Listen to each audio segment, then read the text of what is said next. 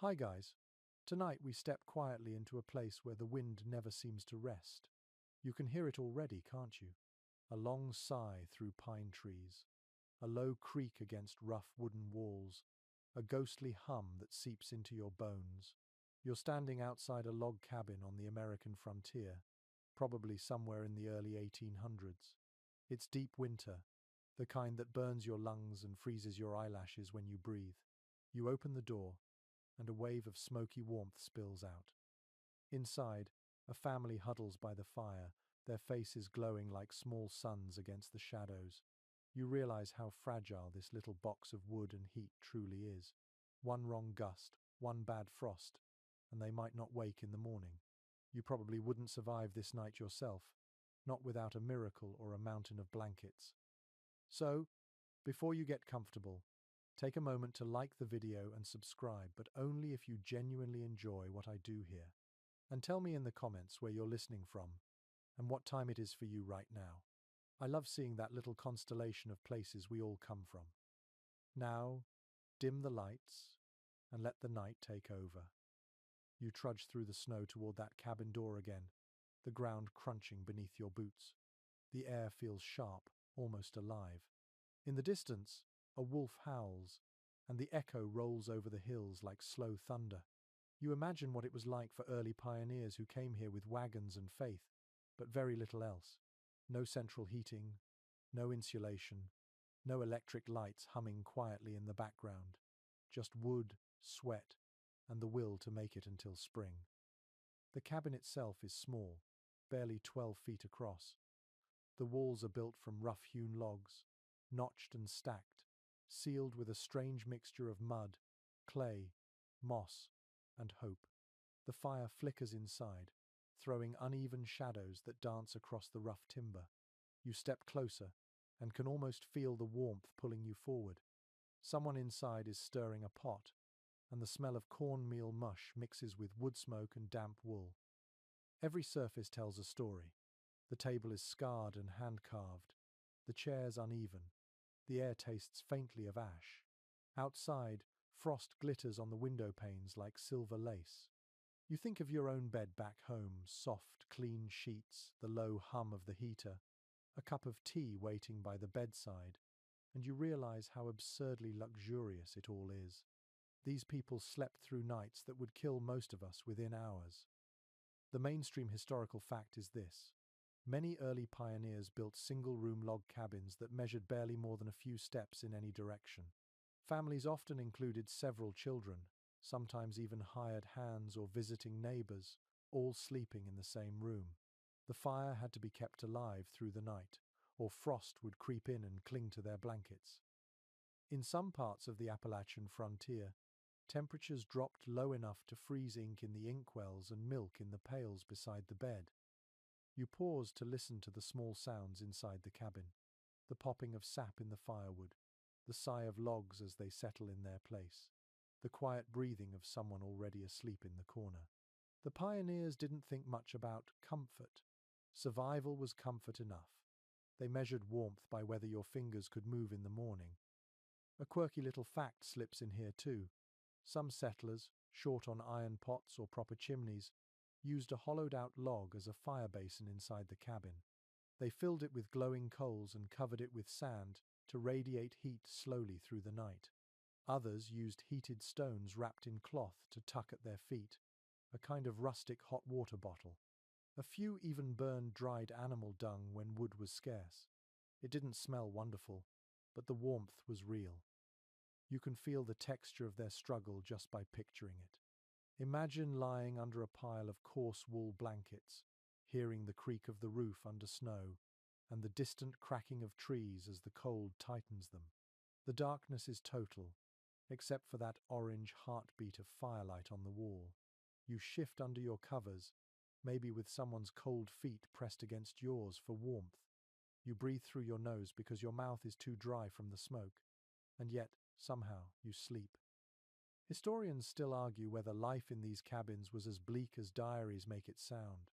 Some believe the constant physical work of frontier life kept people so exhausted that they slept deeply, despite the cold.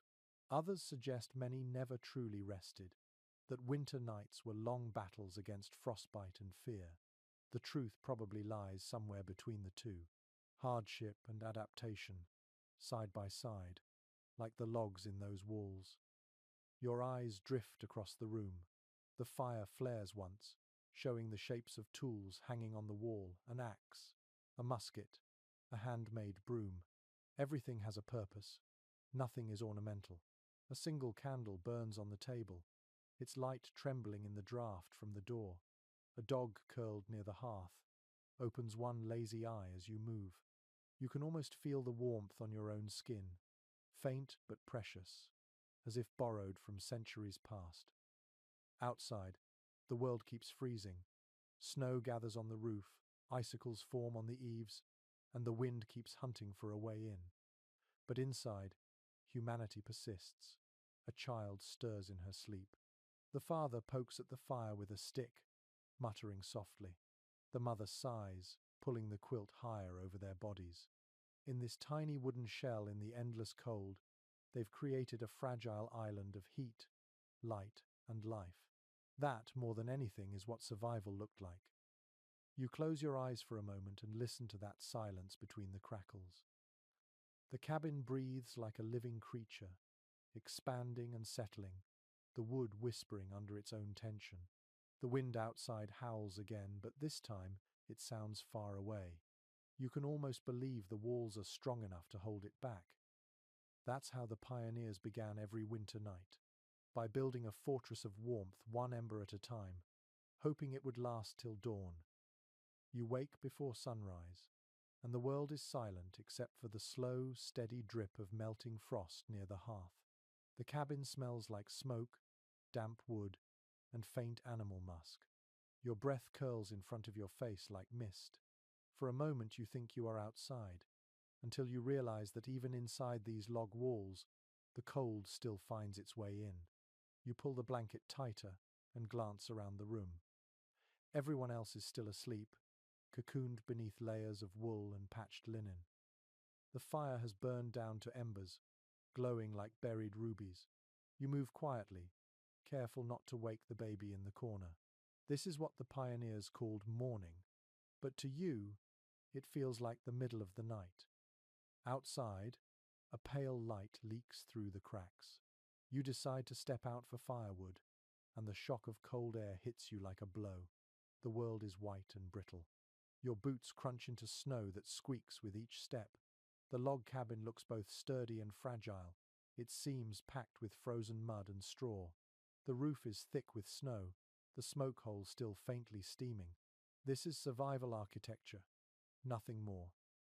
The pioneers who built it didn't have architects, only axes, saws, and stubborn hands. Building a cabin in this wilderness was less about style and more about speed. Families arriving on the frontier had only weeks before the first snow.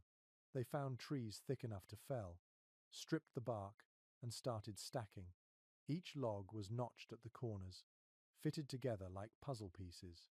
Between the gaps, they pressed a mixture of whatever they could find: clay, moss, grass, even animal hair. Some called it chinking, others called it desperation with a purpose. You can imagine the sound of it: the thud of an axe, the rasp of a saw, the dull thump of mud slapped between the seams.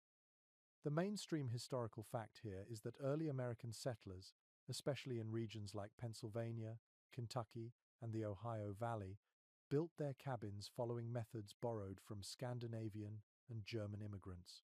The logs were carefully notched to lock tightly together, often in a style called the saddle notch. Roofs were pitched steeply to shed snow, and clay chimneys were added to direct smoke upward. It wasn't pretty, but it worked.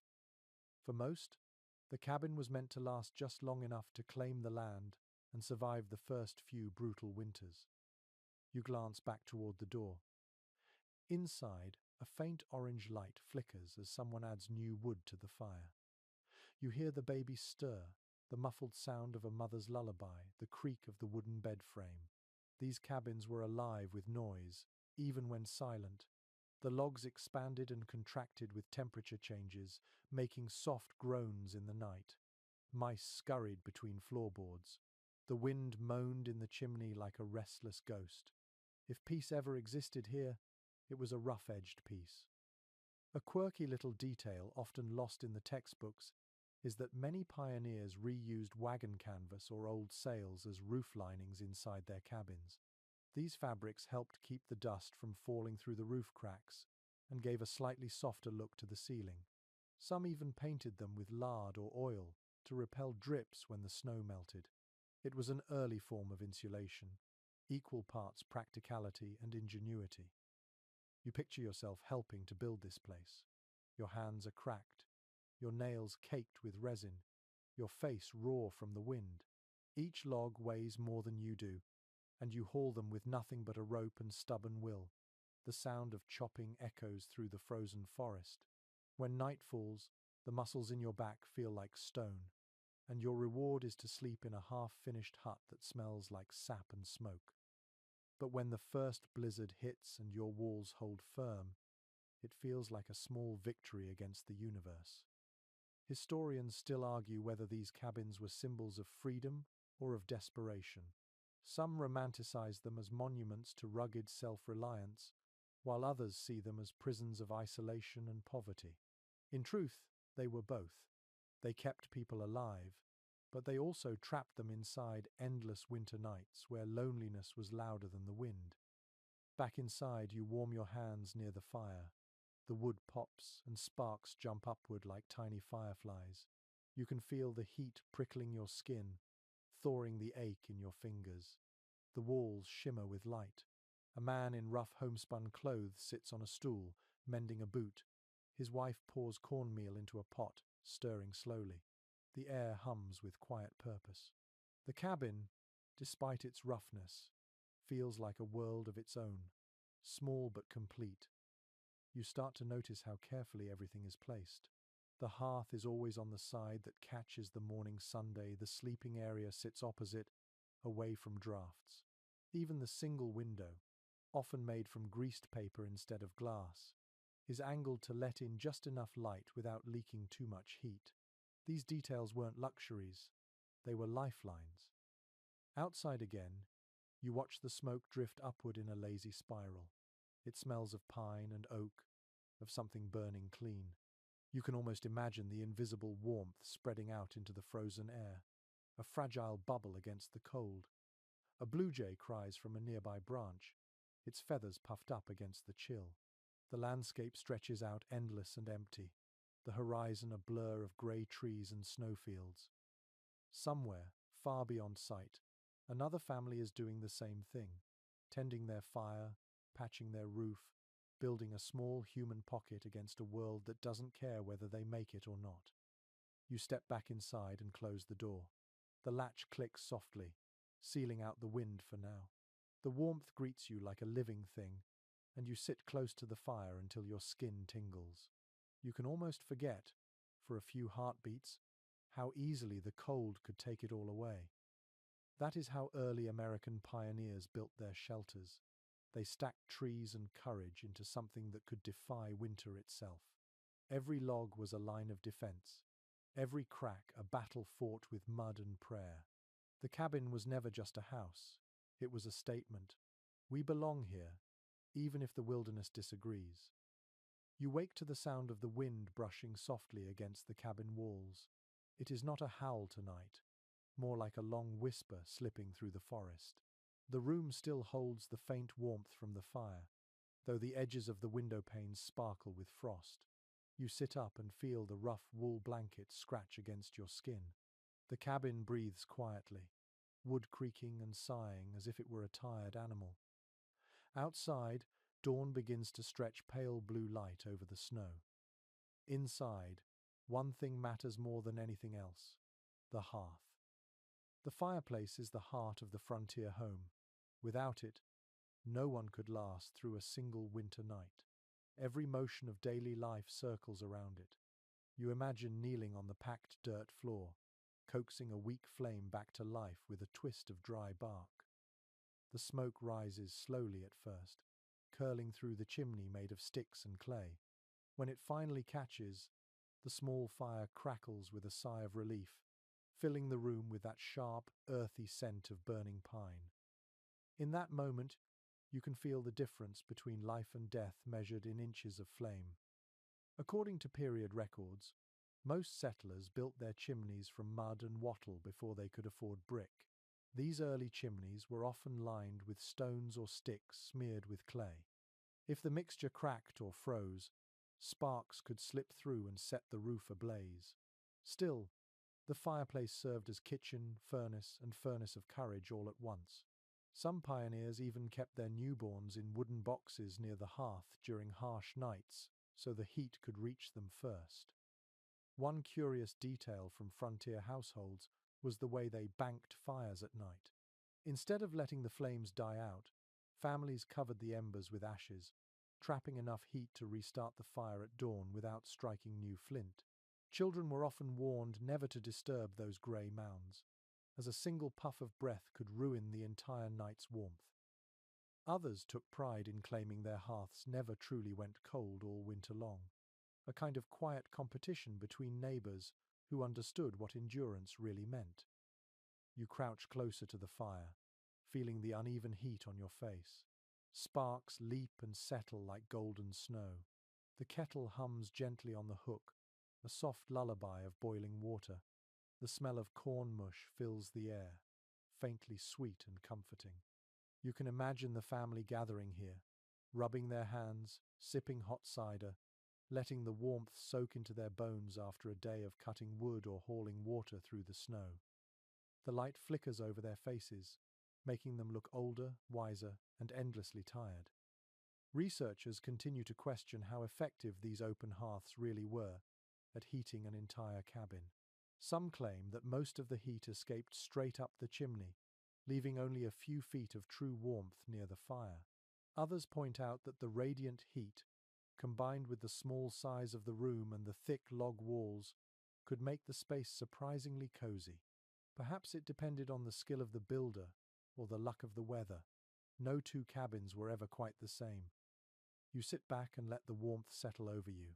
The firelight reveals the uneven texture of the logs, each one carved by hand. Above the hearth, a few iron pots hang from a wooden crane that can swing in and out of the flames.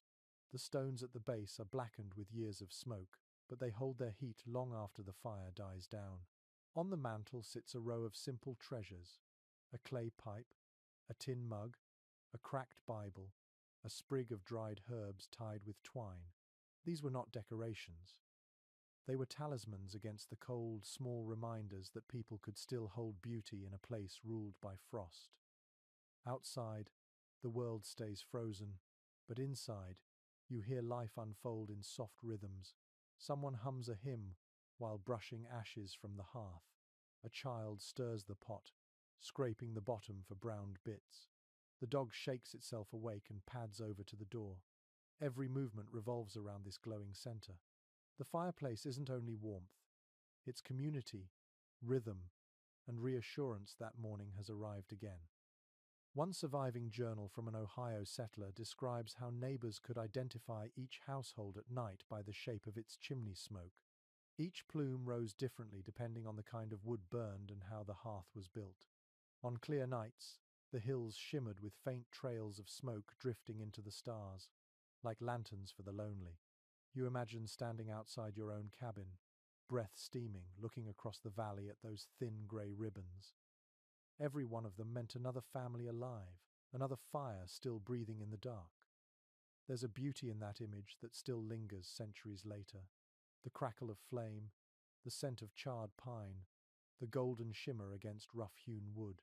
You can almost hear the quiet laughter of a family sharing a meal, the low murmur of a story passed around the hearth like a secret. These moments were fragile, yet somehow eternal. The pioneers built more than shelter.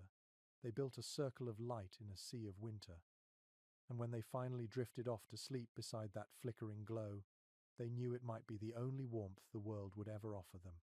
The morning fades into a grey afternoon, and the wind outside thickens with new snow. You step closer to the cabin wall and run your hand along the seams between the logs. They are rough, uneven, cold to the touch. Here, in these narrow lines, lies the difference between warmth and frostbite. Every pioneer learned that lesson quickly. The secret was in the sealing, a process that turned a pile of trees into a living shelter. It was not glamorous. It was muddy, messy, and slow, but it kept people alive when the temperature dropped low enough to freeze water inside a cup. Contemporary accounts describe how settlers filled the spaces between logs with anything that might stop a draft. They used clay, dirt, moss, grass, and even ashes from the fireplace mixed with water. This patchwork mixture was known as chinking. When it dried, it hardened into something resembling primitive cement.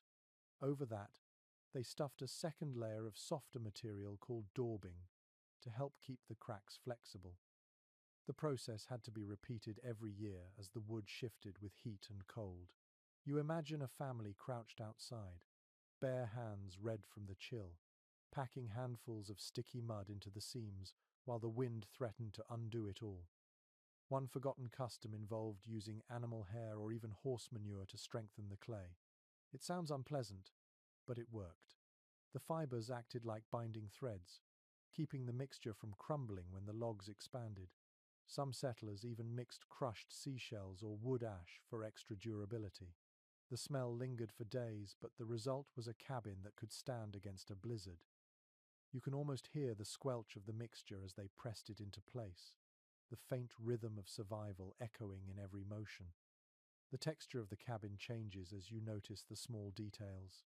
The logs have aged to a dark bronze, glossy where hands have brushed them over the years. In the corners, cobwebs hang like silver threads, catching sparks of firelight. You lean close and see frost creeping slowly along the inner cracks, curling into delicate crystals. The cold always finds a way in, no matter how well you patch. But each layer of mud, moss, and effort tells the same story: persistence. Surviving diaries reveal that chinking was often a family affair. Children gathered moss from nearby trees, mothers stirred clay in wooden tubs, and fathers climbed ladders to seal the upper gaps. It became a ritual of sorts, part of the endless preparation before winter. Those who delayed too long paid the price in sleepless nights and frozen toes. One settler wrote that you could tell which cabins were well sealed by the sound of their walls. Tight walls made a low hum in the wind. Loose ones rattled like teeth in the cold. There's ongoing debate among social historians about how effective these makeshift insulators truly were. Some argue that the thermal mass of the logs themselves did most of the work, while the chinking added little. Others insist that those humble seams made the difference between frost creeping inside or staying out. Perhaps the truth is that every small effort mattered. When you live surrounded by cold, even a handful of moss can feel heroic. You step back and imagine the pioneers working in silence, their breath visible in the air. Each handful of clay was another gesture of defiance, a promise to outlast the season. The smell of wet earth mixed with smoke and sweat must have filled every breath. You picture their hands cracked and raw, knuckles stained with mud, faces dusted in pale frost. Still, they smiled. The work meant safety. It meant their children might wake in warmth instead of shivering in the dark. One curious record from a traveling clergyman describes a winter visit to a remote settlement in Tennessee.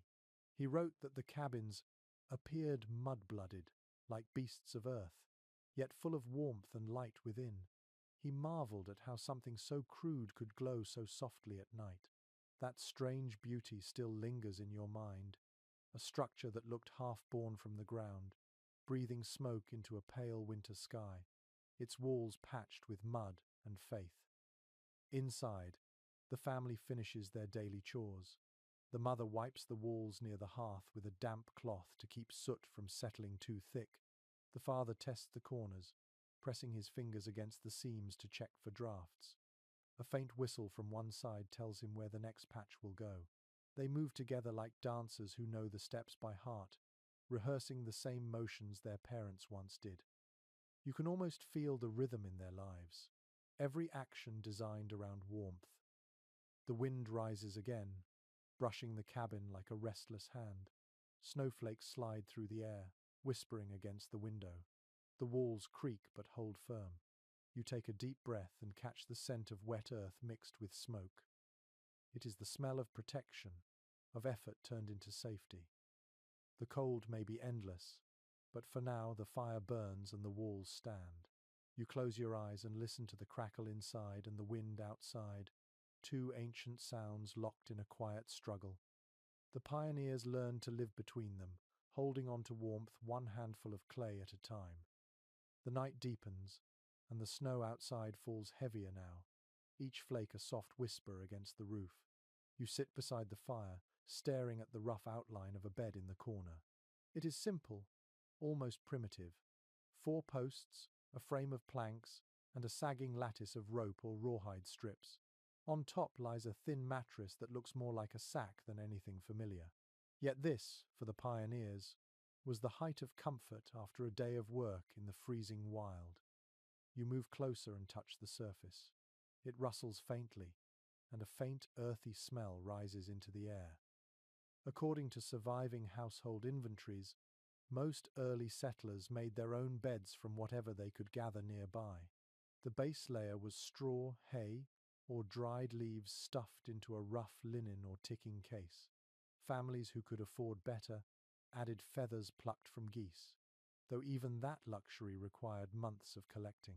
Some settlers mixed materials, layering straw at the bottom for firmness and feathers, or rags on top for softness. Every few weeks, the filling had to be shaken out, dried near the fire, and repacked, or it would grow damp and mouldy. The result was a bed that felt alive in the strangest ways, rustling, shifting, sometimes even crawling with tiny visitors from the barn. One lesser-known habit was sprinkling dried herbs, such as lavender or pennyroyal, inside the bedding to deter insects. The faint scent also helped mask the odors of sweat, smoke, and wet wool that clung to everything through winter.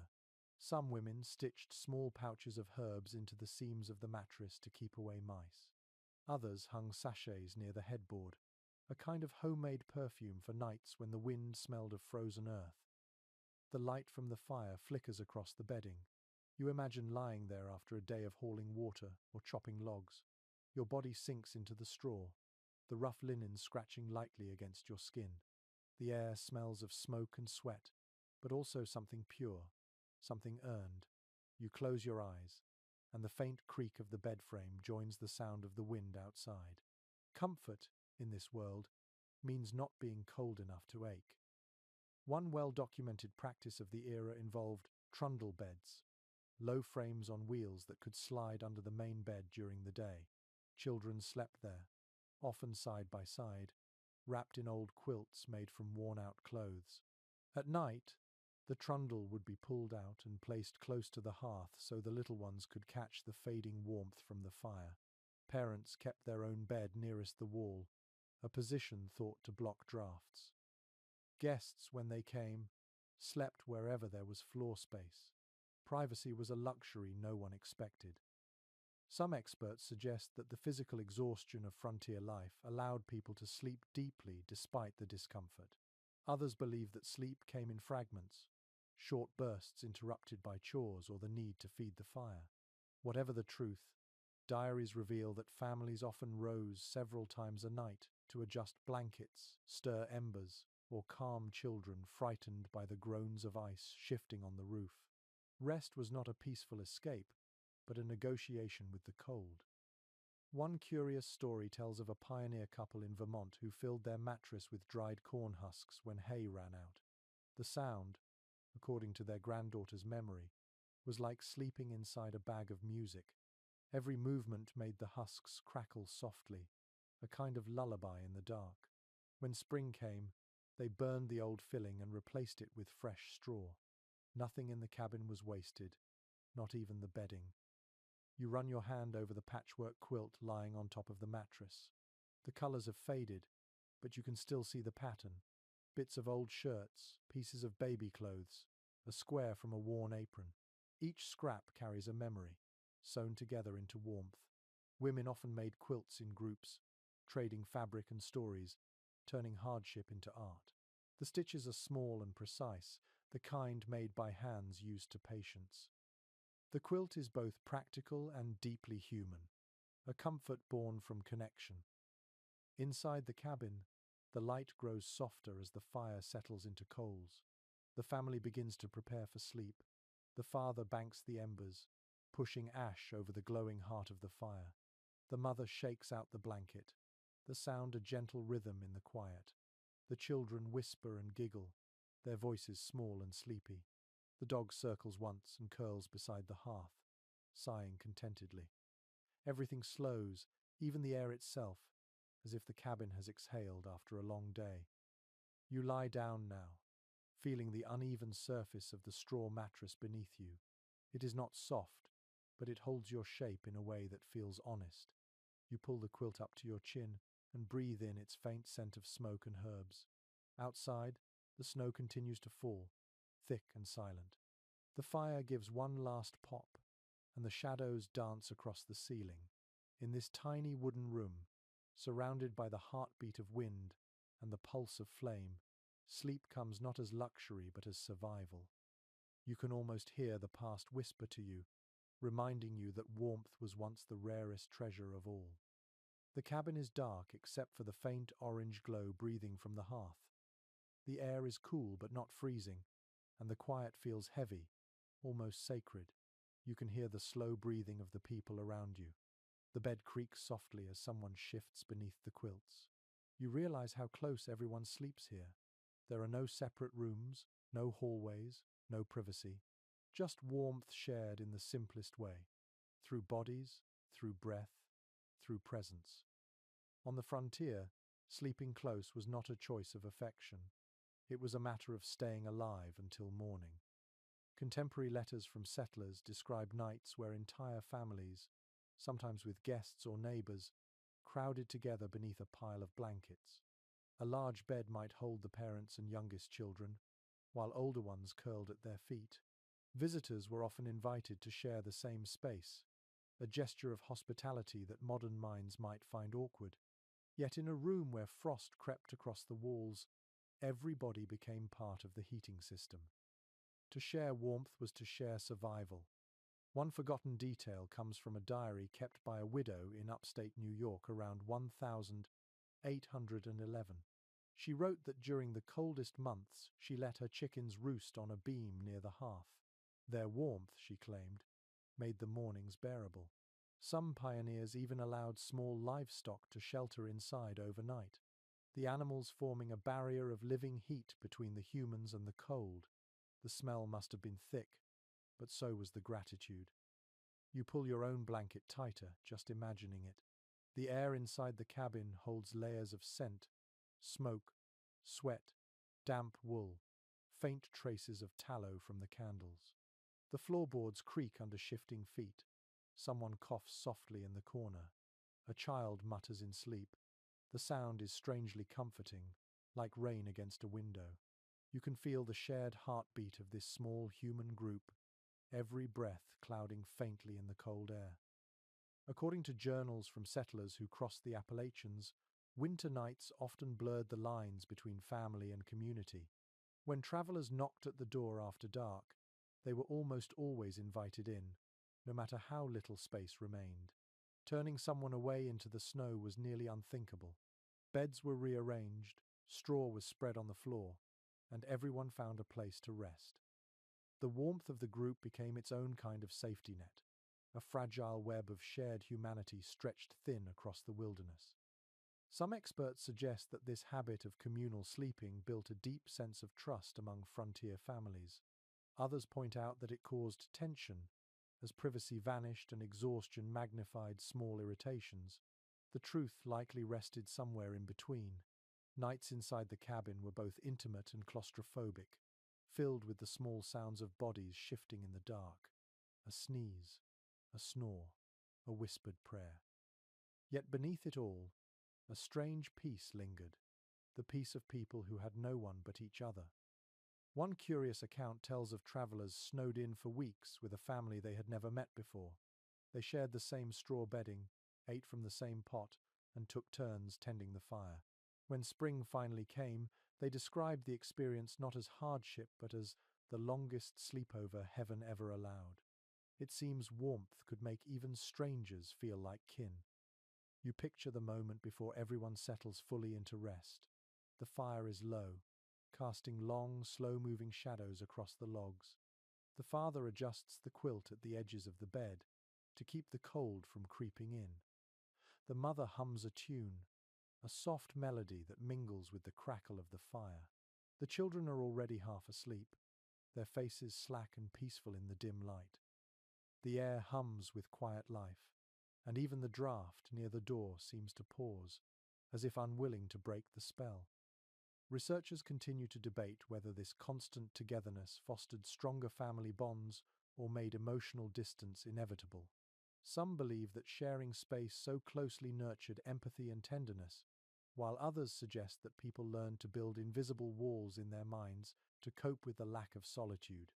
The written records give glimpses of both outcomes. You can almost feel it, that tension between connection and confinement woven into the darkness of every winter night. You lie still and imagine yourself in that bed, pressed shoulder to shoulder with others. The warmth spreads slowly, like water soaking through cloth. It is uneven, imperfect, but it keeps you alive. You listen to the breathing, the fire, the wind. The world outside is enormous, frozen, and indifferent. Yet inside this small space, life pulses quietly, fragile, and determined. You think about how much meaning a single degree of warmth once held. Here, love is measured not in words, but in shared blankets and the gentle exchange of breath. The night deepens, and the fire flickers again, a final heartbeat of light before sleep takes everyone together. Morning creeps back with a dim grey light, the kind that makes it hard to tell whether the sun has truly risen. You can hear a sound outside, steady and familiar, the dull thud of an axe splitting wood. The rhythm carries through the cold air like a drumbeat of survival. Every log chopped means another few hours of warmth, another night held back from the edge of frost. Inside the cabin, smoke drifts lazily upward, and the faint smell of resin clings to your clothes. Firewood is the lifeblood of this world, more precious than coins, more valuable than gold. Surviving ledgers from trading posts reveal that settlers often measured their wealth in cords of wood stacked neatly outside the cabin. A cord, roughly 4 feet high and 8 feet long, could burn for days if rationed carefully. Families spent much of autumn gathering and splitting trees, hauling them back through the mud and snow. Oak, hickory, and maple were favorites for long-lasting heat, while pine burned bright but fast. The woodpile was not simply fuel, it was a monument to hard work, proof that the family was ready to face the coming freeze. One curious note from a farmer's diary in 1798 mentions that children were often taught to read the wood as others might read letters. They learned to tell by touch and scent whether a log was dry enough to burn, to judge the weight that meant seasoned wood. Parents would test their skill by letting them choose the next log for the fire. A wrong choice meant smoke that choked the room or a fire that died too soon. Learning this small art was as essential as learning to speak. You step outside into the brittle air. The world smells of pine and frozen earth. The woodpile stands against the wall of the cabin, each log stacked carefully to keep out moisture. A hatchet leans against a stump, its blade glinting faintly in the morning light. You lift a log and feel the weight of it, solid and cold. The bark flakes away under your glove. Inside that simple piece of wood is stored sunlight from months past, trapped and waiting to be released in the fire. According to local records from New England settlements, some families burned through as much as 20 cords of wood in a single winter.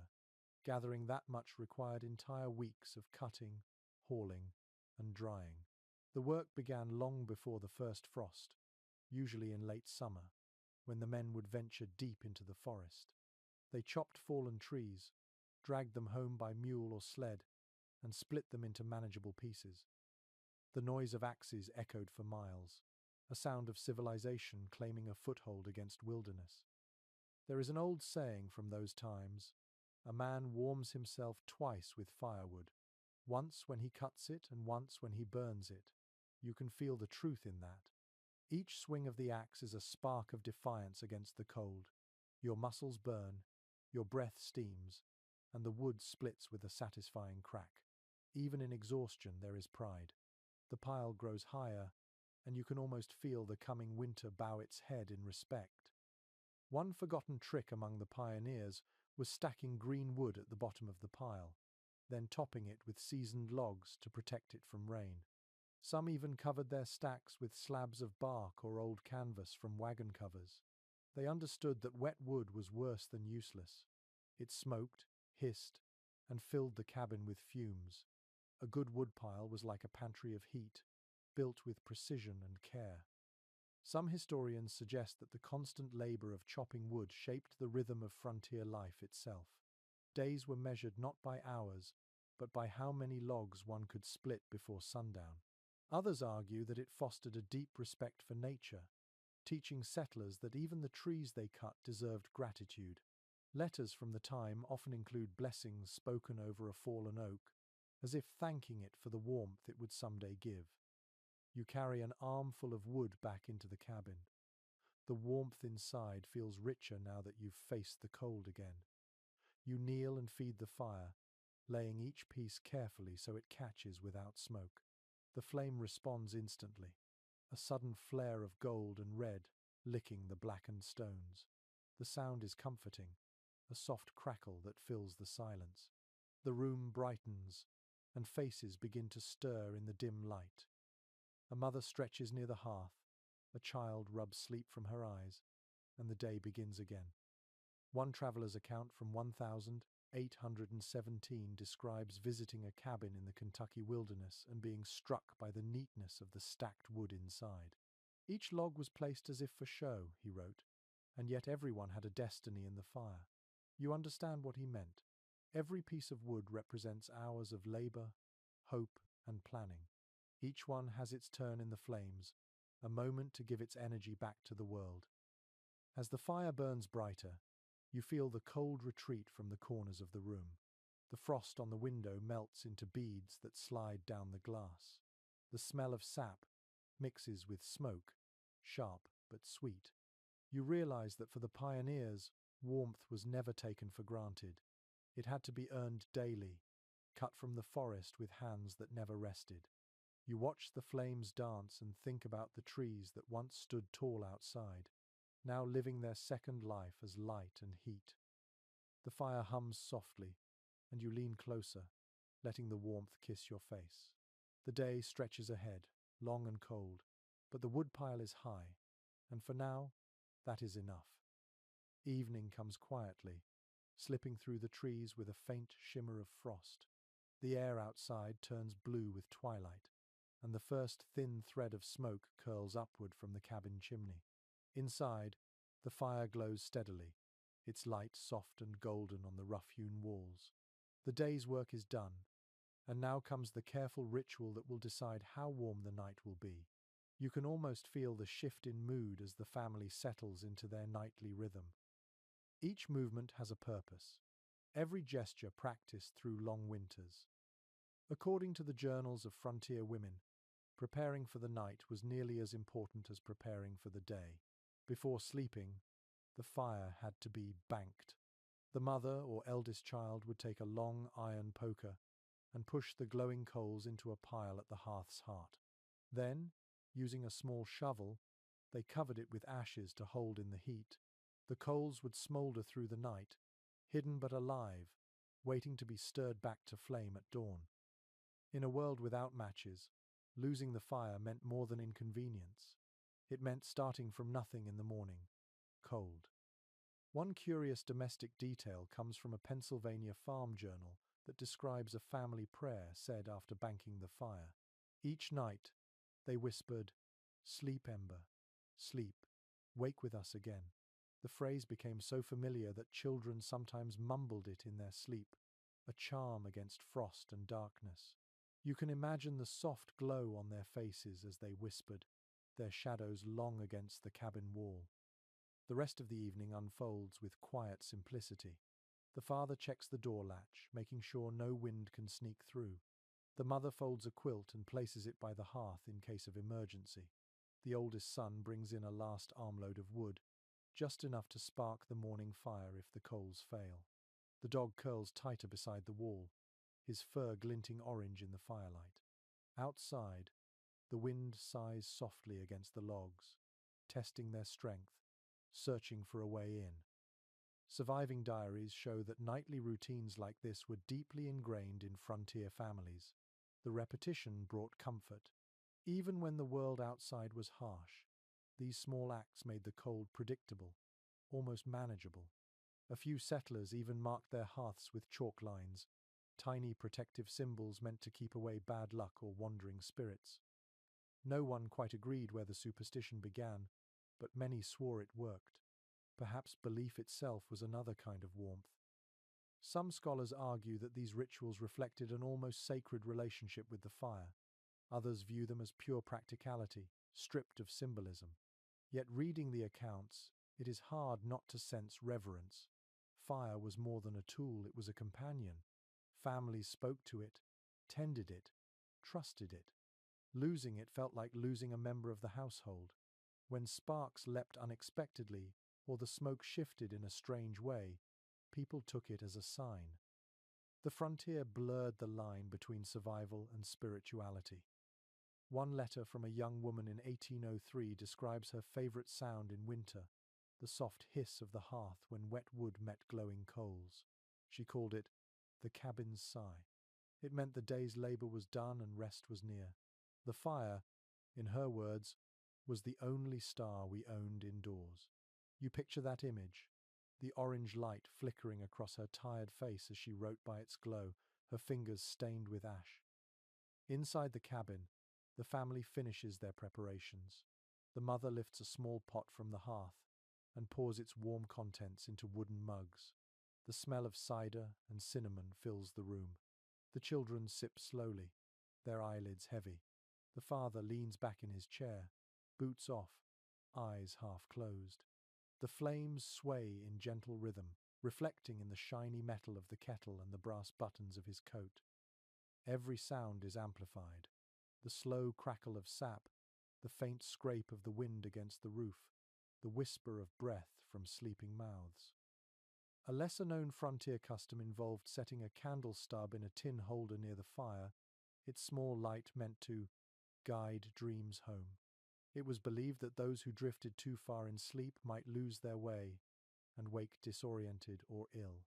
The candle's flicker, faint but steady, served as a reminder of safety.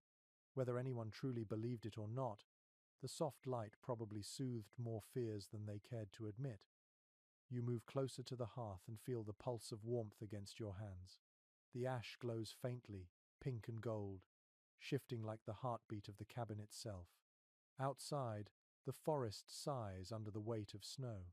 Inside, the walls hold the memory of countless nights just like this. The same gestures repeated, the same breath against the same cold. In this rhythm, time softens. You can almost imagine centuries collapsing into this one quiet moment. The room grows still. The fire hums softly, wrapped in its blanket of ash. You sit back and listen to the silence it creates. The world outside may be frozen, but inside, a handful of coals keep the promise of morning alive. The pioneers knew that survival was never a single act of courage. It was the slow persistence of ordinary rituals, repeated night after night until spring finally returned. You close your eyes and hear the faint echo of that whispered charm, sleep, ember, sleep. The glow dims, the air cools, and the long winter night begins its patient watch once more. The morning arrives with the faintest touch of gold edging the snow outside.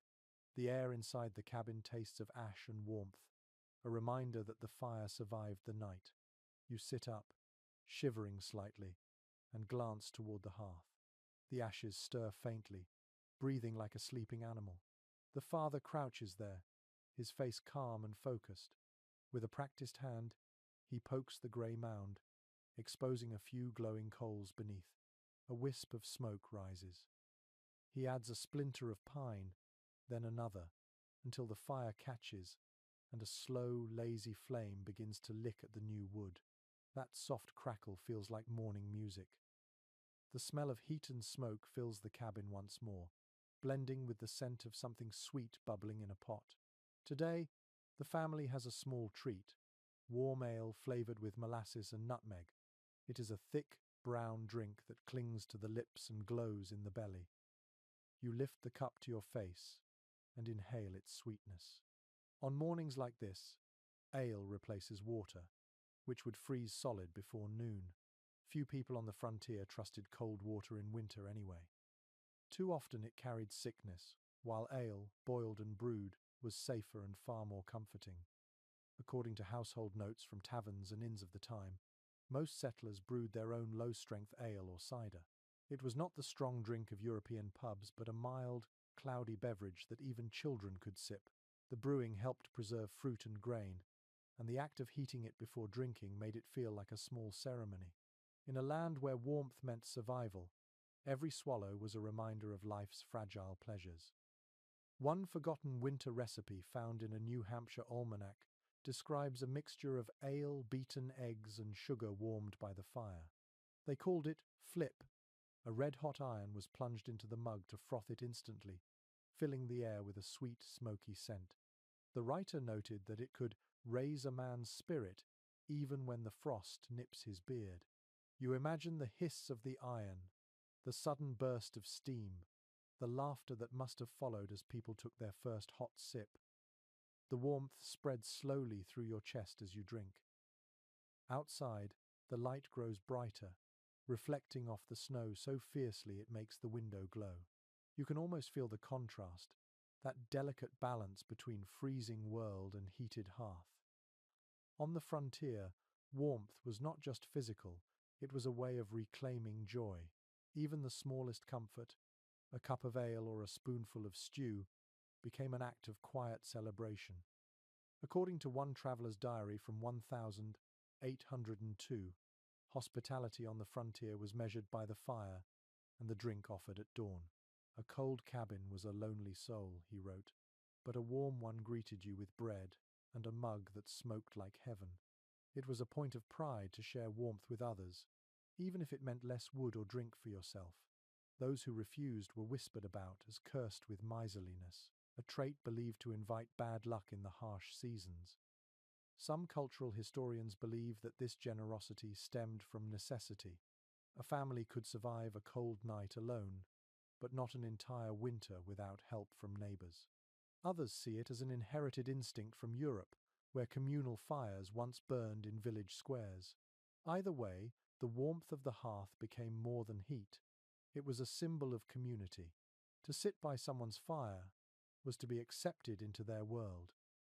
One curious note from a letter in 1815 mentions settlers in Ohio who mixed hot ale with crushed ginger and a pinch of black pepper to ward off colds. They called it winter tonic.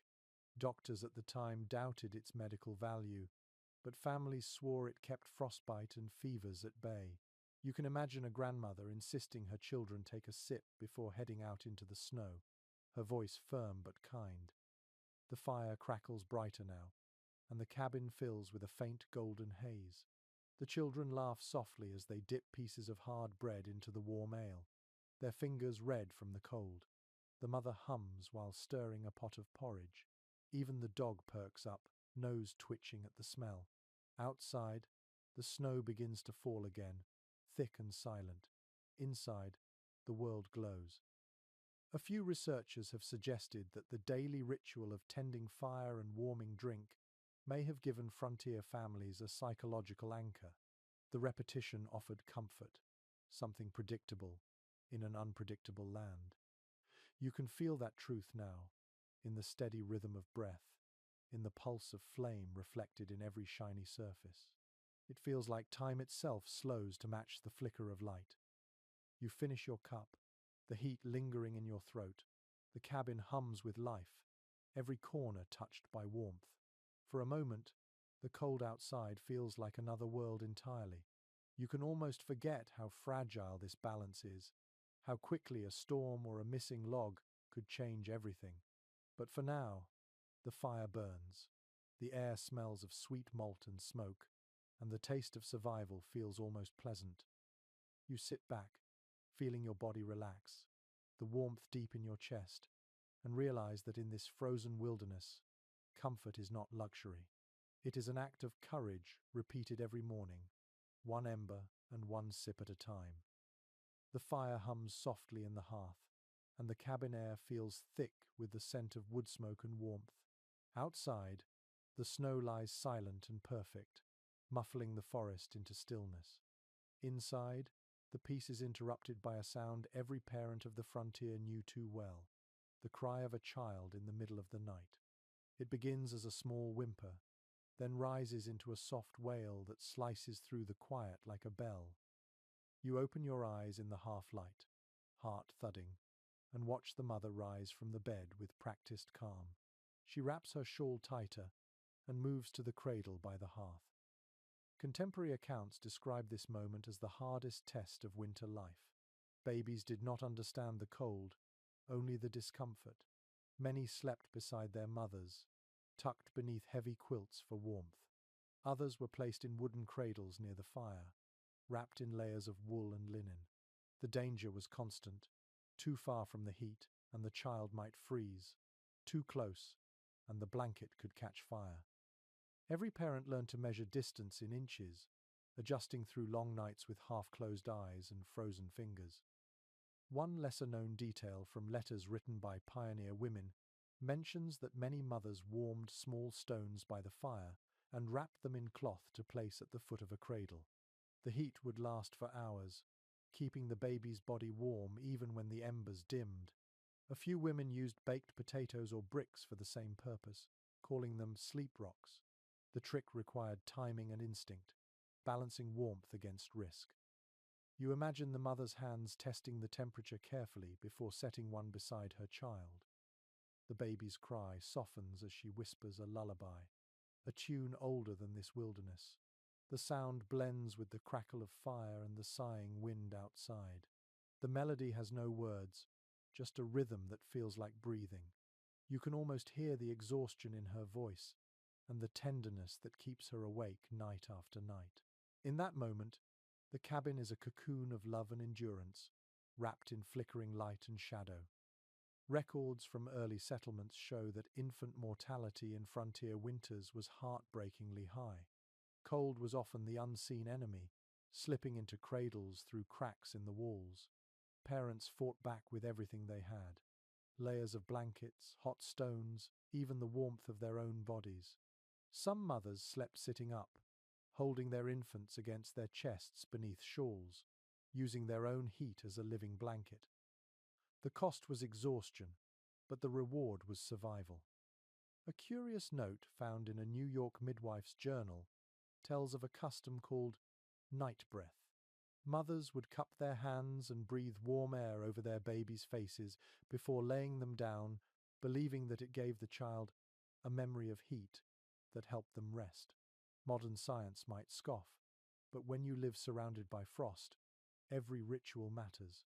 You can picture the soft glow of the firelight on the mother's face as she bends over her child, whispering warmth into the air. Some researchers suggest that these small nightly rituals created bonds of extraordinary closeness between parents and children on the frontier. Others see them as reflections of constant anxiety, a way to keep fear at bay through repetition. Both may be true. The sound of a baby crying in the cold must have been both a promise of life and a reminder of how fragile that life could be.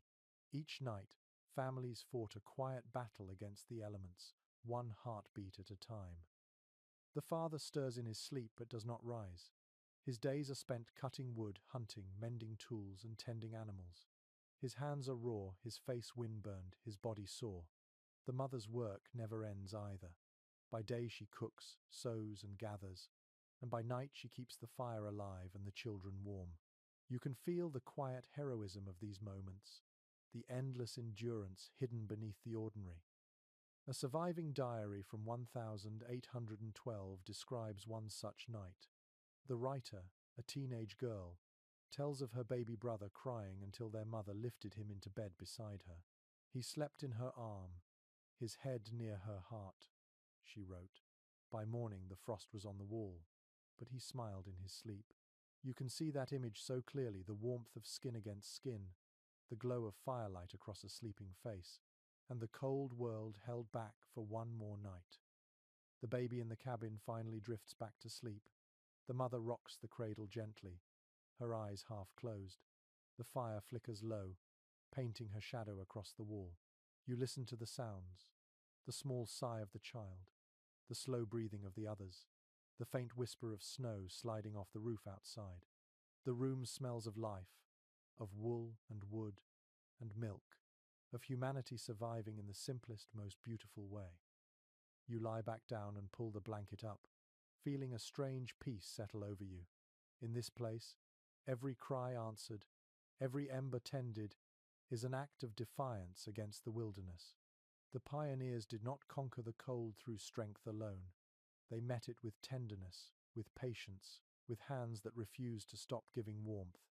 The night continues, slow and deep, and the mother finally closes her eyes, her child safe in the cradle beside her. The fire hums its lullaby once more, and the cabin dreams along with them. The next evening arrives with a thin silver moon hanging above the forest, its light glimmering faintly through the frost-rimmed window. Inside the cabin, the fire burns steady but low, just enough to cast a soft orange halo across the room. The air carries a mix of warmth and cold, like two invisible hands meeting in the middle. You can smell wool, pine smoke, and the faint sweetness of bread baking near the coals.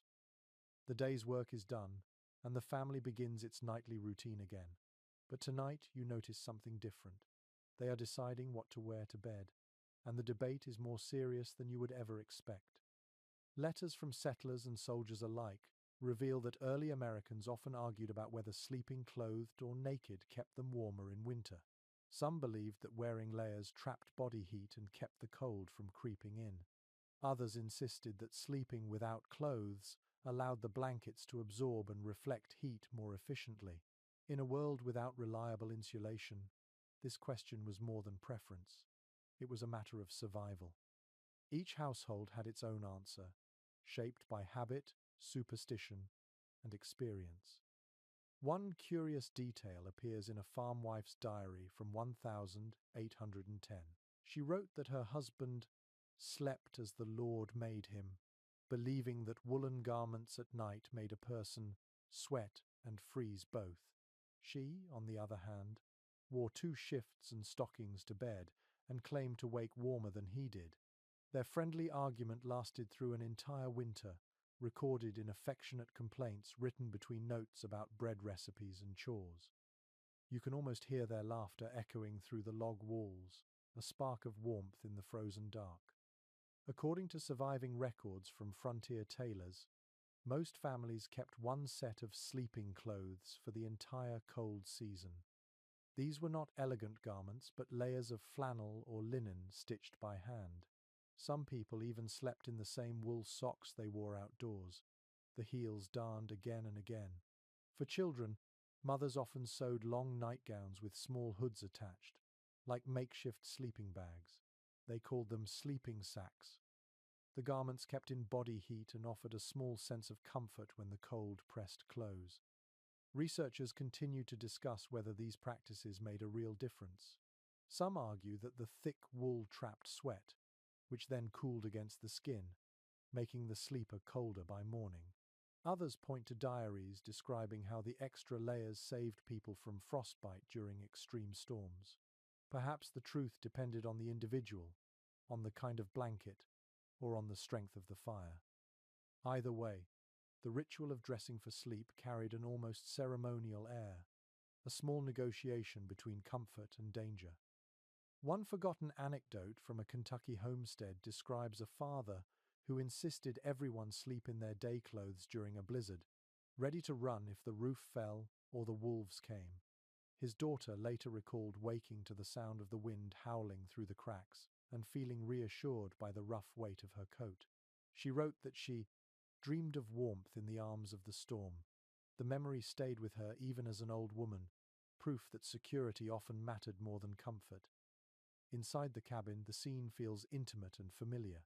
The mother unlaces her boots by the fire and sets them beside the hearth to dry. The father rolls up his sleeves, rubbing his hands together before slipping into a heavy wool shirt. The children tug at their stockings, giggling sleepily as they crawl under the quilts. Each movement feels deliberate, shaped by years of repetition.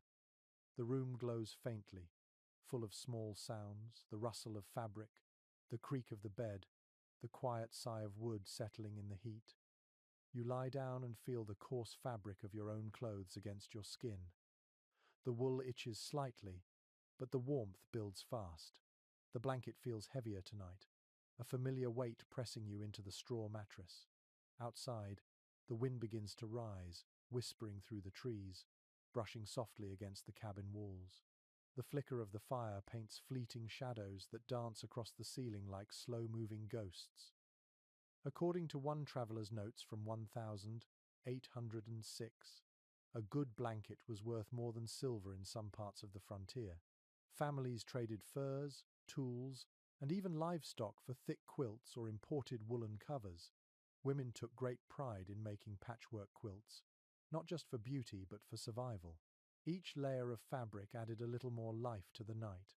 A family with 3 or 4 quilts was considered fortunate. You can imagine them piled high, the colours dulled by smoke and use, yet each one stitched with care. The conversation in the cabin fades to whispers. The father teases his wife about her extra layers. She laughs and tells him he will regret his pride by morning. The children are already half asleep, murmuring dreams into the dark. The fire pops, scattering tiny sparks that fade before touching the floor. You listen to the sound of breathing, of blankets rustling, of the wind testing the roof. The world feels balanced on the edge of warmth and cold, and somehow you belong to both. A scholar once suggested that these nightly routines were less about science and more about control. The pioneers could not change the weather, but they could decide how to face it. Choosing what to wear to bed was a quiet act of rebellion, a way of saying, "We will not yield." You can feel that defiance in the stillness of the room, in the weight of the quilts, in the whisper of the fire. The cabin sighs softly, and sleep settles over everyone like another layer of cloth. Outside, the moonlight glints off the snow, cold and merciless, but inside, the warmth holds. You close your eyes and drift, half dreaming, wrapped in fabric, history, and the stubborn warmth of human will. You wake in the dark, unsure of what time it is. The fire has dimmed to a faint red glow, and the air carries a sharp bite that makes your breath visible. The cabin feels smaller at night, every sound amplified. The logs creak softly as they adjust to the cold. The wind sighs at the corners, and something outside scratches faintly at the snow. For a few seconds, you lie still, listening. Then, a quiet motion near the hearth catches your eye. The father has risen, wrapped in a wool coat, moving like a shadow toward the embers. It is his turn to tend the fire. Frontier life followed a rhythm that ignored the clock. Nights were long, and the fire could not be left alone. Families took turns rising every few hours to stoke the embers, add a few logs, and check the room for drafts. This was the midnight watch, a duty shared by everyone old enough to handle a poker. The person who woke for it often did so by instinct, stirred by the sudden cold creeping into the blankets. You can imagine the quiet determination of those moments, when the whole world seems to sleep except you and the whispering coals. According to notes in a settler's journal from 1809, the one who tended the fire at night was often called the keeper. Their task went beyond warmth. It was symbolic, a kind of guardianship. The writer described the hush of those hours, the sound of logs cracking softly, and the strange comfort of solitude. He wrote, "To watch the fire is to feel the breath of life itself." The line feels almost poetic, as if the act of feeding flame was a prayer. One curious detail from family letters tells that many pioneers used this quiet time to think or pray. Some mended clothes by candlelight, others whittled small toys or tools while waiting for the fire to brighten. It was the only solitude most people ever had, a thin slice of silence between the demands of day and the noise of family life. A few even used the time to write, recording the day's events in small journals, their ink thick from the chill. You watch the father crouch by the hearth. He brushes aside the ash, exposing the glowing heart beneath. His breath catches in the cold as he leans close to blow gently, coaxing the coals to life. A thin, orange tongue of flame appears, flickers, and then steadies. He adds a small log, waits, and adds another. The wood catches slowly, the sound like the soft cracking of ice. The air begins to shift, the chill retreating just a little. The glow spreads across his face, warm and golden, as if the fire itself recognizes him. According to contemporary records from fur traders and frontier posts, the watchkeeper often used this hour to step outside and check the sky. Stars were the only clock that mattered, and the brightness of Orion or the North Star told how deep into the night they were. The cold outside was brutal, yet some claimed to find beauty in it. They spoke of skies so clear that the stars seemed close enough to touch, and snow that glowed like powdered glass. It was a moment to feel both small and infinite at once. One lesser-known story tells of a woman in the Great Lakes region who claimed to hear the voices of wolves while tending the fire at night. She said their howls were like distant prayers, echoing through the trees. Whether out of fear or fascination, she always answered by tossing an extra log into the flames, as if offering the creatures her own kind of blessing. Her descendants remembered the habit generations later, calling it feeding the wild. Some historians believe the midnight watch fostered a quiet resilience among pioneers. It demanded awareness, patience, and care. Others view it as a source of exhaustion, a constant interruption in the already limited rest of frontier life. Yet reading their letters, you sense that many took pride in it. To wake and find the fire still breathing was proof that they had done something right. Each successful night was another victory against the cold. Inside the cabin, the fire burns brighter now. The light stretches across the floor, touching the rough edges of furniture, the sleeping faces of the children, the gentle rise and fall of the dog's chest. The father sits for a while, rubbing his hands near the warmth, eyes unfocused.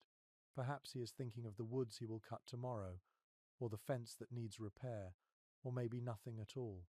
The silence itself is enough. He leans back, closes his eyes for a moment, then stands and pulls the quilt tighter around the cradle. The sound of the fire fills the space like a heartbeat.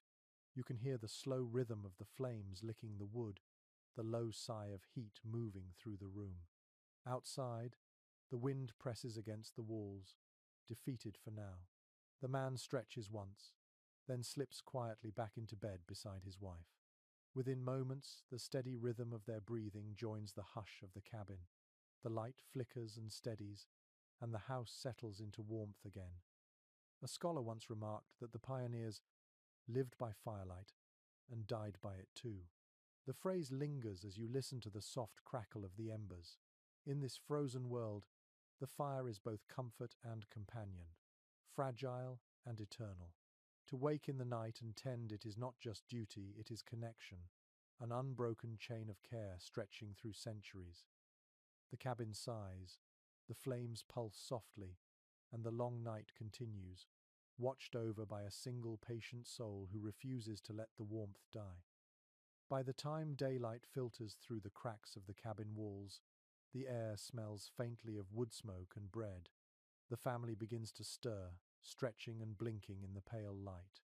The fire burns low but steady, and the coals glow like buried treasure. You hear the soft rustle of fabric, the creak of bed frames, and the shuffling of boots across the floor. Then, a sound breaks the rhythm of morning. A knock at the door. It is slow, hesitant, muffled by the snow outside. The father rises, his breath forming clouds in the cold air, and lifts the latch. A stranger stands there, wrapped in a heavy coat dusted with frost. Frontier diaries are full of such moments. Travelers often appeared without warning, seeking food, shelter, or simply a night's warmth.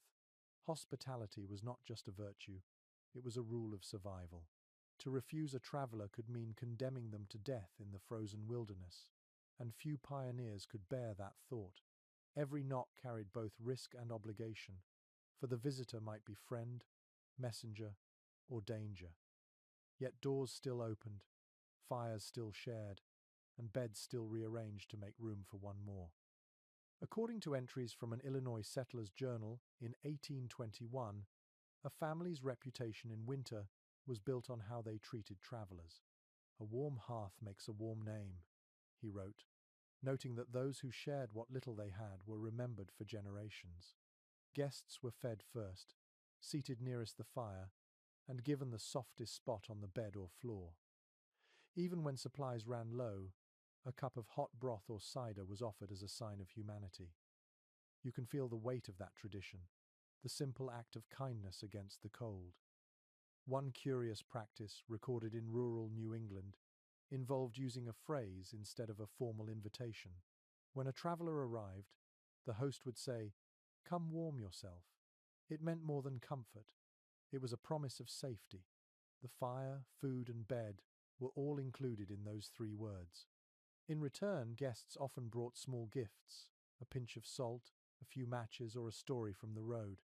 In a land where isolation was constant, a story could be as precious as gold. The father steps aside and lets the stranger in. The man's face is red from the wind, his eyelashes dusted with frost. He removes his hat and nods a silent thank you. The room fills with the sound of snow melting from his coat, dripping softly onto the floorboards. The mother hands him a mug of hot cider, and his shaking hands cradle it like something holy. Steam rises, curling through the cold air. The children watch from the bed, eyes wide, both curious and cautious.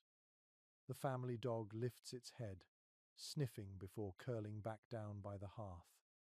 Contemporary letters from travelers describe the profound relief of entering a warm cabin after days in the wilderness. One man wrote, "To step through that door was to step from death into life." The frontier was not kind to those who traveled alone. Frozen rivers, sudden storms, and wild animals claimed countless lives each winter. Yet within the humble walls of a cabin, strangers became kin for a night. You can sense the quiet gratitude in the air, the wordless understanding between host and guest.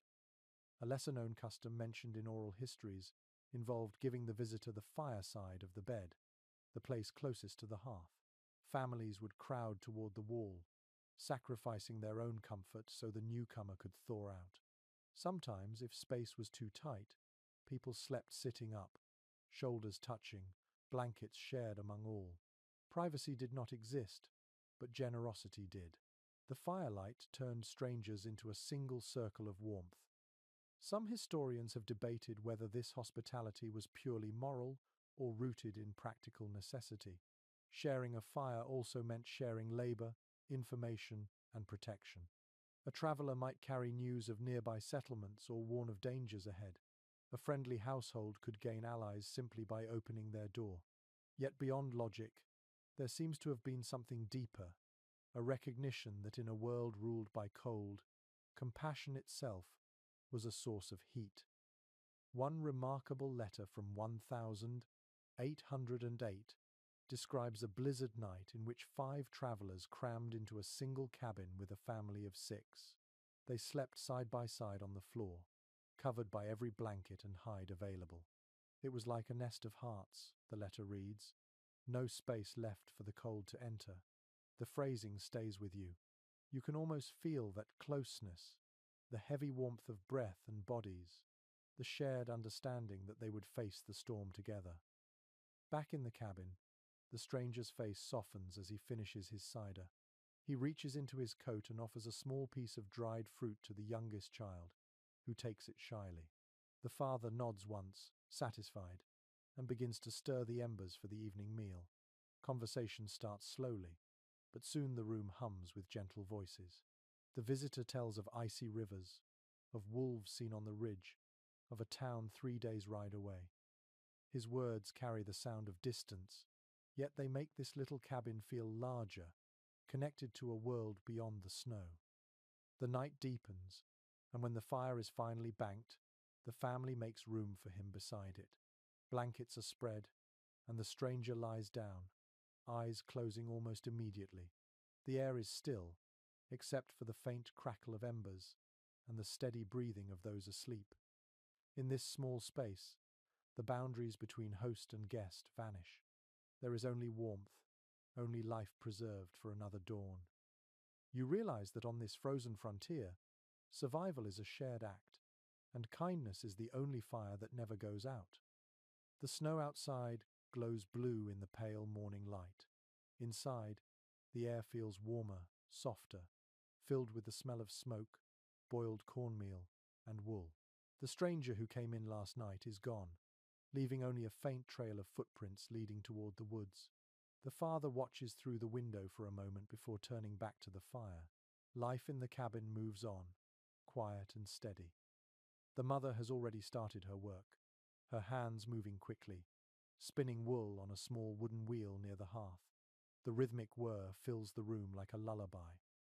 According to the journals of frontier women, winter days were their hardest and most productive time.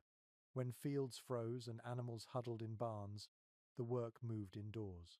Women mended clothes, spun yarn, and sewed quilts until their fingers ached.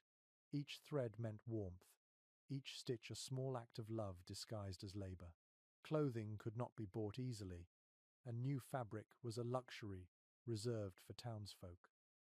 Everything here had to be made from what was on hand: sheep's wool, flax, scraps of linen or fur. The rhythm of survival was measured by the turn of a spindle and the sound of a needle-piercing cloth. One remarkable account from a settler's wife in Ohio describes her winter routine in detail. "I spin from dawn until I can no longer see my hands," she wrote, "and pray that the children's stockings last through March." She listed every item made that season: shirts, mittens, quilts, and patched trousers. There was pride in her exhaustion. The act of creation gave her control over a world that often felt uncontrollable.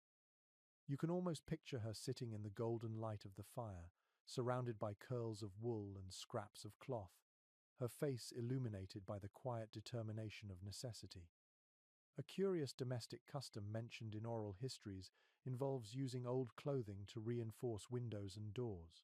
Women would cut strips from worn-out garments and stuff them into cracks, or nail whole sleeves across gaps where the wind slipped in. Children sometimes wore their father's coats at night, the sleeves dragging behind them like cloaks. Nothing was wasted. When a blanket tore, it became a quilt. When a quilt frayed, it became padding for shoes. When even that wore out, it was burned for fuel. Waste was a sin against the cold. According to trade records from early settlements, sewing needles were among the most prized possessions in a frontier household. A good needle could last for years if cleaned and kept dry. Women sometimes shared them among neighbors, passing them around like sacred tools. When one broke, it was buried near the hearth, a gesture of respect that carried echoes of old European traditions. You can imagine the quiet moment when a needle snapped mid-stitch, and the seamstress sighed before carefully placing it aside. Her work briefly paused, but never stopped.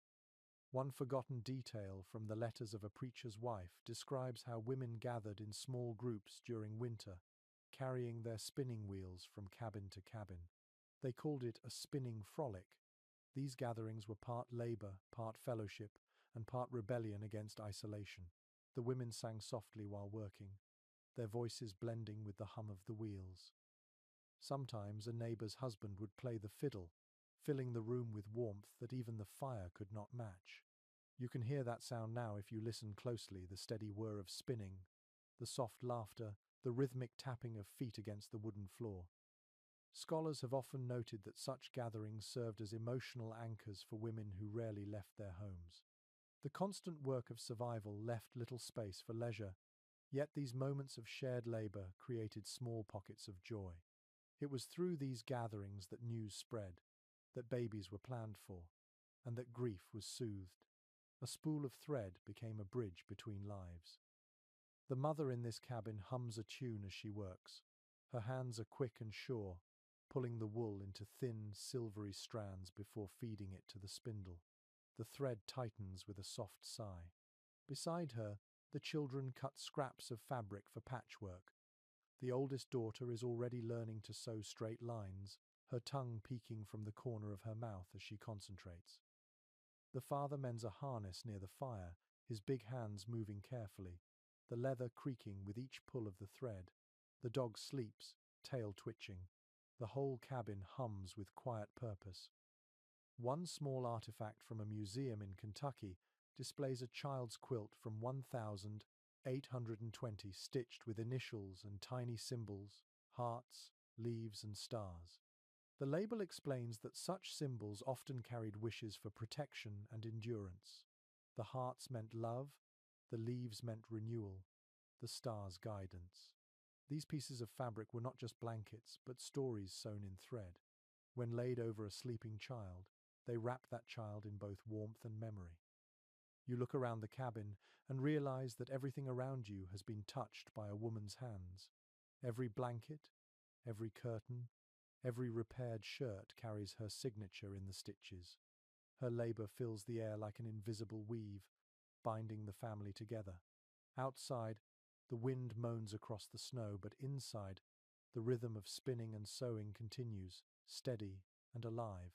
The thread stretches from her hands into the fabric of the room, connecting past to present, hardship to hope. The wheel spins, the fire glows, and time moves in gentle circles, warm against the cold that presses at the door. The wind outside carries the scent of pine and snow. The cabin walls groan quietly under the cold, but inside, life continues with its steady rhythm. You notice movement near the corner of the room. A small door opens with a low creak, revealing a shadowed space beyond the hearth. The faint sound of hooves and soft snuffling fills the air. For a moment, you think an animal has wandered too close, but then you realize the truth. The animals are inside on purpose. According to farm records from the early 1800s, many settlers brought small livestock into their cabins during the coldest months. Goats, chickens, pigs, and sometimes even calves were given shelter alongside the family. It was not out of affection but necessity. A cow or pig could freeze to death in a single night, and their warmth, in turn, could help the humans survive. The arrangement was uncomfortable but practical, a shared agreement between species bound by the same winter. One curious note in a Vermont farmer's journal from 1807 describes a cow named Daisy who slept like a sister beside the hearth through 3 winters. Her body heat, he wrote, made the cabin a church of life. The words feel strange but sincere. You can imagine that presence, the slow, steady breathing of an animal, the faint smell of hay mixing with the smoke of the fire. It is not luxury, but companionship of the most elemental kind. The room carries that mixture of warmth and odor now: damp straw, smoke, sweat, and the sharp sweetness of livestock.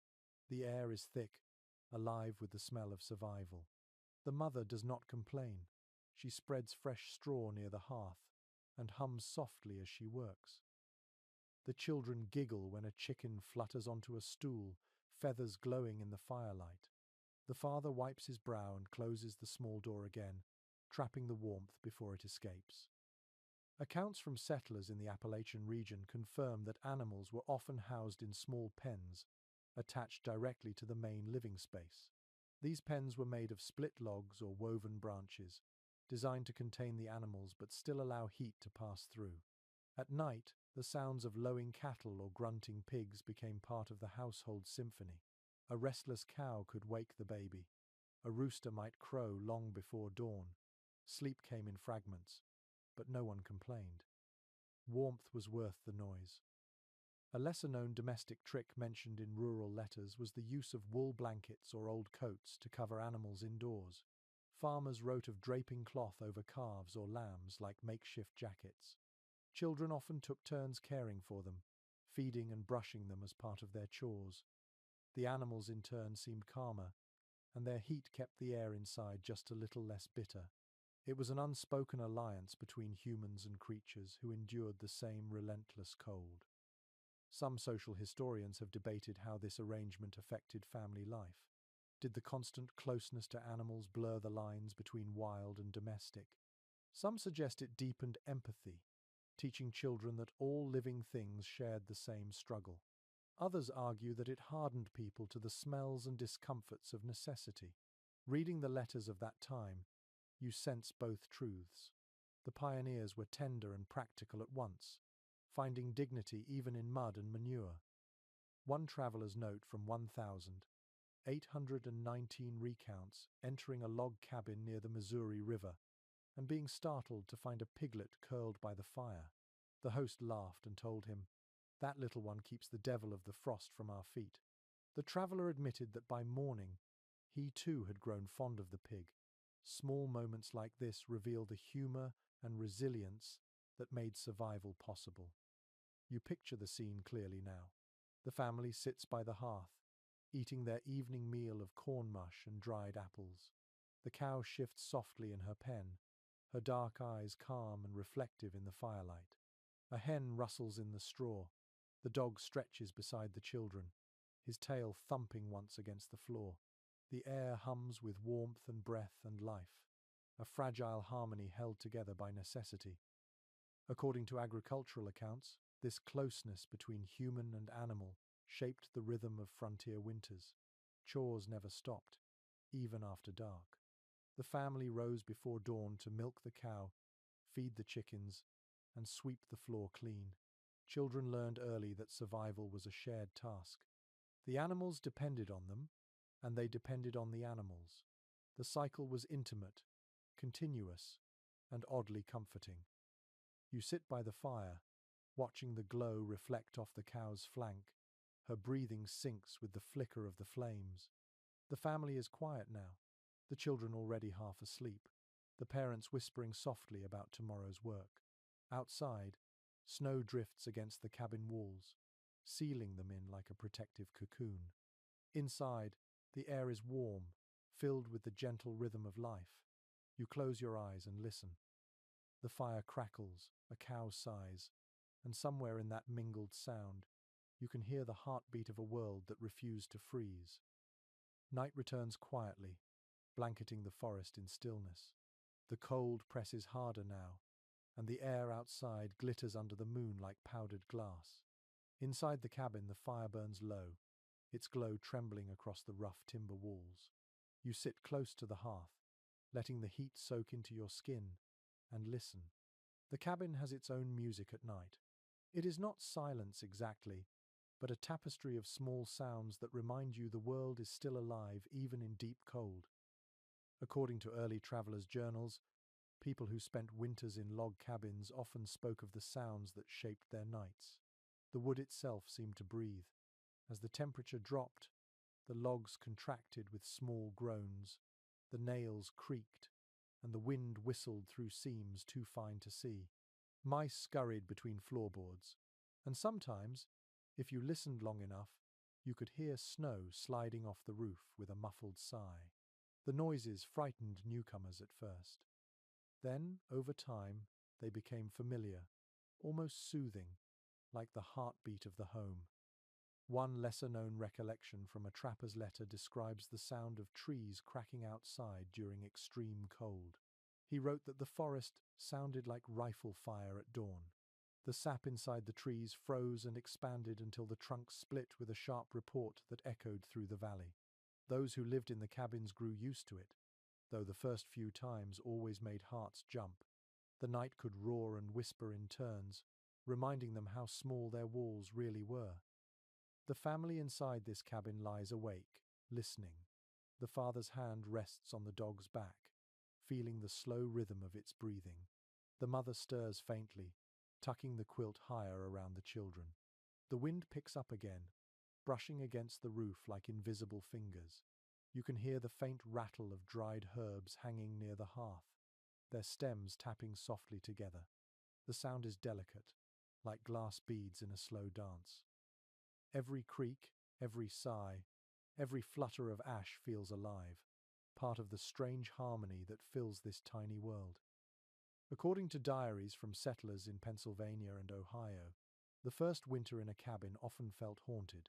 Many families described lying awake for hours, convinced they heard voices in the wind or footsteps in the snow. Some believed the forest itself watched them, ancient and patient. Over time, those fears faded, replaced by a kind of companionship. The noises became reminders that the structure was holding, that life still moved beyond the walls. One curious entry from a preacher's journal in 1812 tells of a family who kept a small bell by the bed to ring if they heard wolves too close to the cabin. The sound was meant to scare the animals, though the preacher admitted it mostly reassured the humans.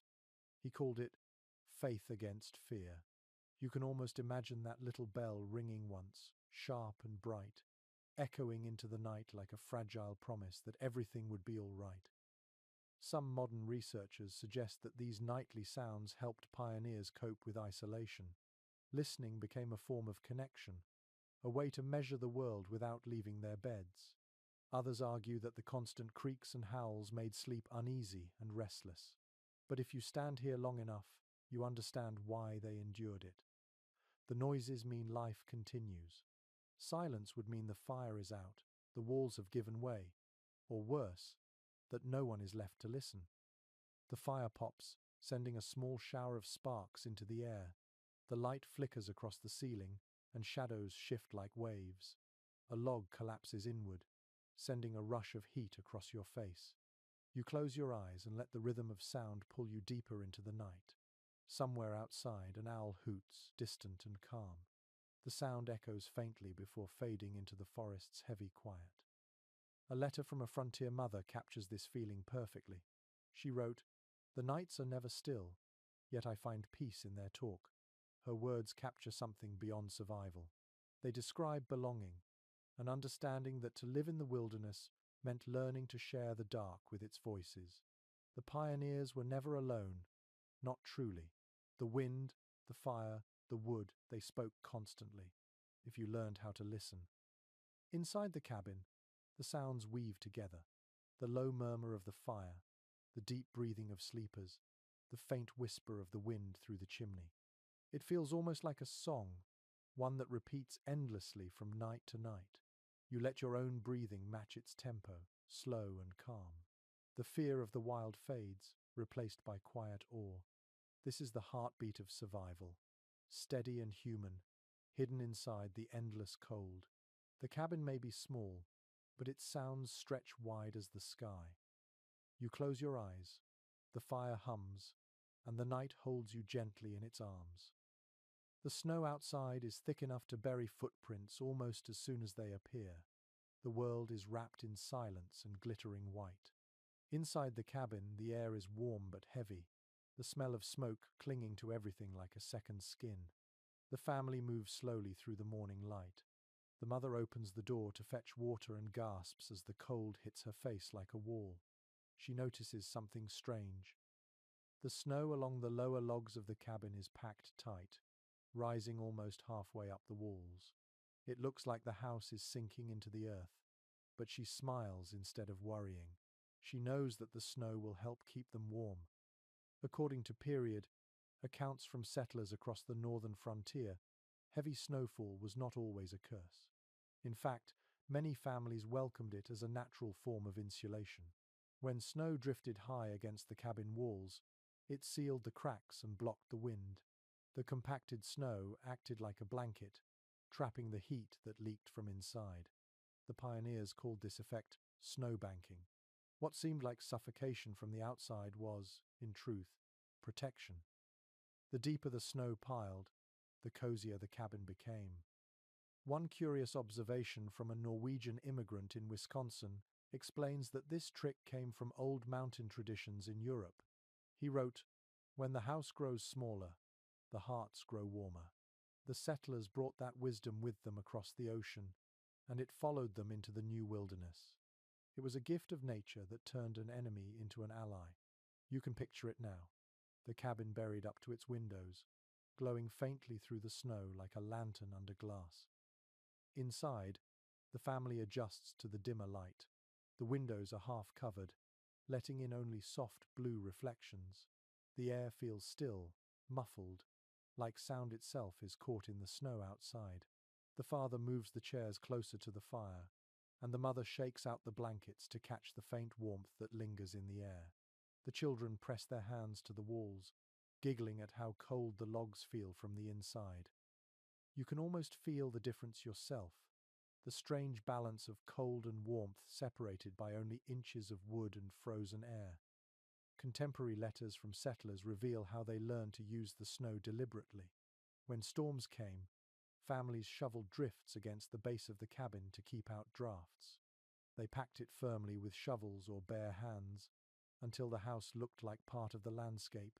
In the far north, some even cut blocks of snow to create windbreaks around doors and chimneys. To live with the cold meant learning to shape it, to turn the very substance of hardship into a tool for survival. A forgotten trick mentioned in the Journal of a Trapper describes melting snow along the roofline to seal leaks. He would heat stones in the fire and place them carefully at the base of the roof, allowing the rising heat to melt just enough snow to form a thin layer of ice. When it froze again, the ice acted like a shield, deflecting wind and water. It was crude science, improvised engineering born from necessity. The result was a roof that creaked but rarely leaked. Some environmental historians have pointed out that these practices blurred the line between natural and artificial shelter. The pioneers did not simply fight the weather, they collaborated with it. Others argue that this cooperation came less from philosophy and more from desperation. Either way, the relationship between people and snow was one of uneasy respect. The same drift that warmed the cabin could also trap it completely, cutting families off for weeks. But they preferred that silence to the piercing wind. You glance out through the small window. The world is dazzling and bright. The snow outside reflects the sun, turning everything white and gold.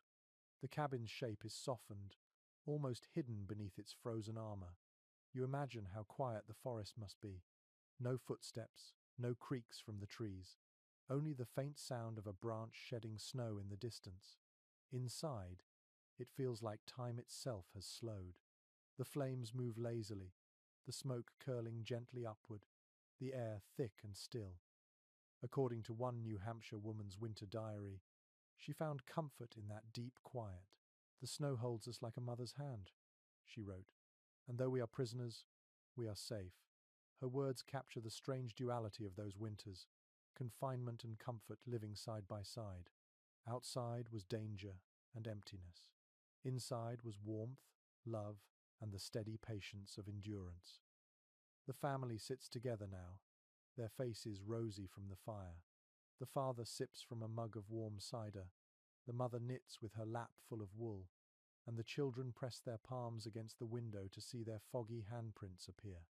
The snow outside glows faintly in the afternoon light, turning from white to silver. The cabin feels sealed against the world, like a ship drifting quietly through an ocean of ice. One last sound breaks the stillness, a soft, rhythmic drip from the eaves. The fire has made the snow on the roof begin to melt, and tiny droplets fall onto the packed drifts below. Each drop lands with a gentle click, steady and reassuring. The mother smiles when she hears it. It means the fire is strong, the roof is holding, and life inside continues. The snow may rule the world outside, but within these walls, warmth and will have found a fragile peace. You lean back and let your eyes close, listening to that slow, perfect rhythm. Drip, crackle, breath, heartbeat. The sounds blur into one, and you can feel the deep contentment that comes from surviving another night, another storm, another winter. The cabin may be buried in white silence, but inside, it glows with life, steady and sure. The morning smells of smoke, wool, and something faintly sweet, like apples stored too long in a barrel. The air inside the cabin feels thick with life. You can taste it when you breathe. Your hands are sticky with resin from the firewood, your clothes smell of ash, and the scent clings to everything you own. It is the fragrance of survival, stubborn and comforting. The pioneers did not live in a world of freshness or perfume. They lived in the rich odor of what kept them alive.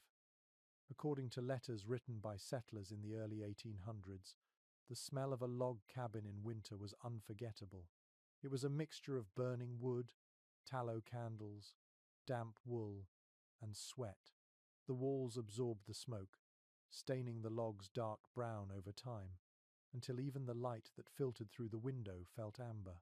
Some visitors from the cities complained about the heaviness of frontier air, but for those who lived here, it was the smell of warmth, of work, of home. One curious note from an herbalist's diary in 1805 describes how women used natural scents to fight the staleness of cabin life. They hung bunches of dried herbs above the hearth: sage, mint, lavender, and sometimes apple peels strung on twine. The heat released their fragrance slowly, masking the odors of cooking and livestock. Some even scattered pine needles on the floor, crushing them underfoot to freshen the air. The writer claimed that a good house smells of smoke and thyme, a philosophy that could only belong to people who had made peace with the earth. The fire crackles as another log settles. The smoke curls upward, brushing the rough stones of the chimney before vanishing into the air. The smell is sharp but pleasant, the kind that lingers in hair and blankets for days. The children sit near the hearth, roasting bits of cornbread on sticks, their faces smudged with soot. The mother wipes flour from her hands and fans the air with her apron. The father sits quietly, sharpening a knife, his clothes stiff from sweat and ash. You can almost hear the scrape of the blade, rhythmic and sure. According to household inventories from frontier settlements, soap was a rare commodity during long winters. Many families made their own from animal fat and wood ash, stored in clay crocks near the hearth. The scent of this soap was strong and earthy, not the floral kind we know today. Washing clothes or skin filled the room with a strange combination of cleanliness and smoke. In a season when water froze solid by morning, washing was an act of both effort and courage. One forgotten custom among mountain families involved fumigating cabins during deep winter. They burned handfuls of juniper branches or dried cedar on the hearth to drive away sickness and unpleasant odors. The practice came from older European folk medicine mixed with native traditions. The air would fill with fragrant smoke that stung the eyes but cleared the lungs. Afterward, the cabin smelled like a forest fire, clean and wild.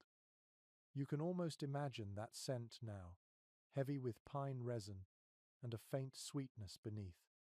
Some researchers believe that these smells shaped memory more deeply than sight or sound. Settlers who later moved to towns often wrote that the smell of wood smoke brought them instantly back to their childhood winters. Others described it as a perfume of endurance, a sensory link to hardship overcome.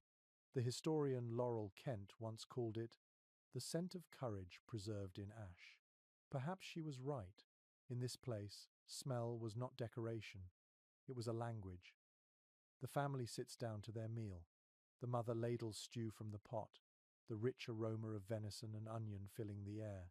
The children eat quietly, steam rising from their bowls. The father leans back, eyes half closed, listening to the wind outside. The combination of smells: meat, smoke, wet wool, apples drying by the fire wraps the room in a thick, invisible blanket. You realize that warmth is not just temperature. It is texture, scent, and familiarity. It is knowing this exact mixture means you are safe for another night. One traveller from England wrote in his 1823 journal that every cabin he entered had its own breath. He described the smell of smoke that seemed to cling to the people themselves, even when they visited town. He said he could always tell a frontier family by their scent. To him it was foreign, but to them it was identity. They carried the story of their fires wherever they went. The fire flares briefly, and a gust of smoke rolls through the room before escaping through the chimney. It fills your throat, rough but oddly comforting. The air vibrates faintly with the hum of the flames and the sound of fabric rustling as the family moves around the small space. You can sense the life inside these smells. The labor, the meals, the laughter, the exhaustion. The cabin breathes it all in and gives it back again. Outside, the snow glows under the afternoon sun, blindingly white against the dark line of trees. Inside, everything is golden and dim, softened by the smoke that drifts through the air. You sit back, breathing slowly, and let the scents settle in your memory. Smoke, sweat, wool, and faint sweetness. It is not pleasant by modern measure, but it feels human, raw, and real.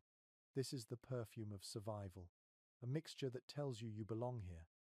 The fire sighs again, and the cabin fills with its pulse, smelling of life that refuses to fade. The afternoon light filters through the greased paper window, soft and hazy, painting the room in amber tones. The fire burns low, steady but quiet, as if resting after a long morning's work. The air feels heavy, rich with smoke and warmth. You sit on a small stool, staring at the slow dance of light against the logs. Outside, the forest stands still, its branches dusted with snow, the world silent except for the faint call of a crow far away. Inside the cabin, you feel time stretch and slow, folding in on itself like the rhythm of breathing.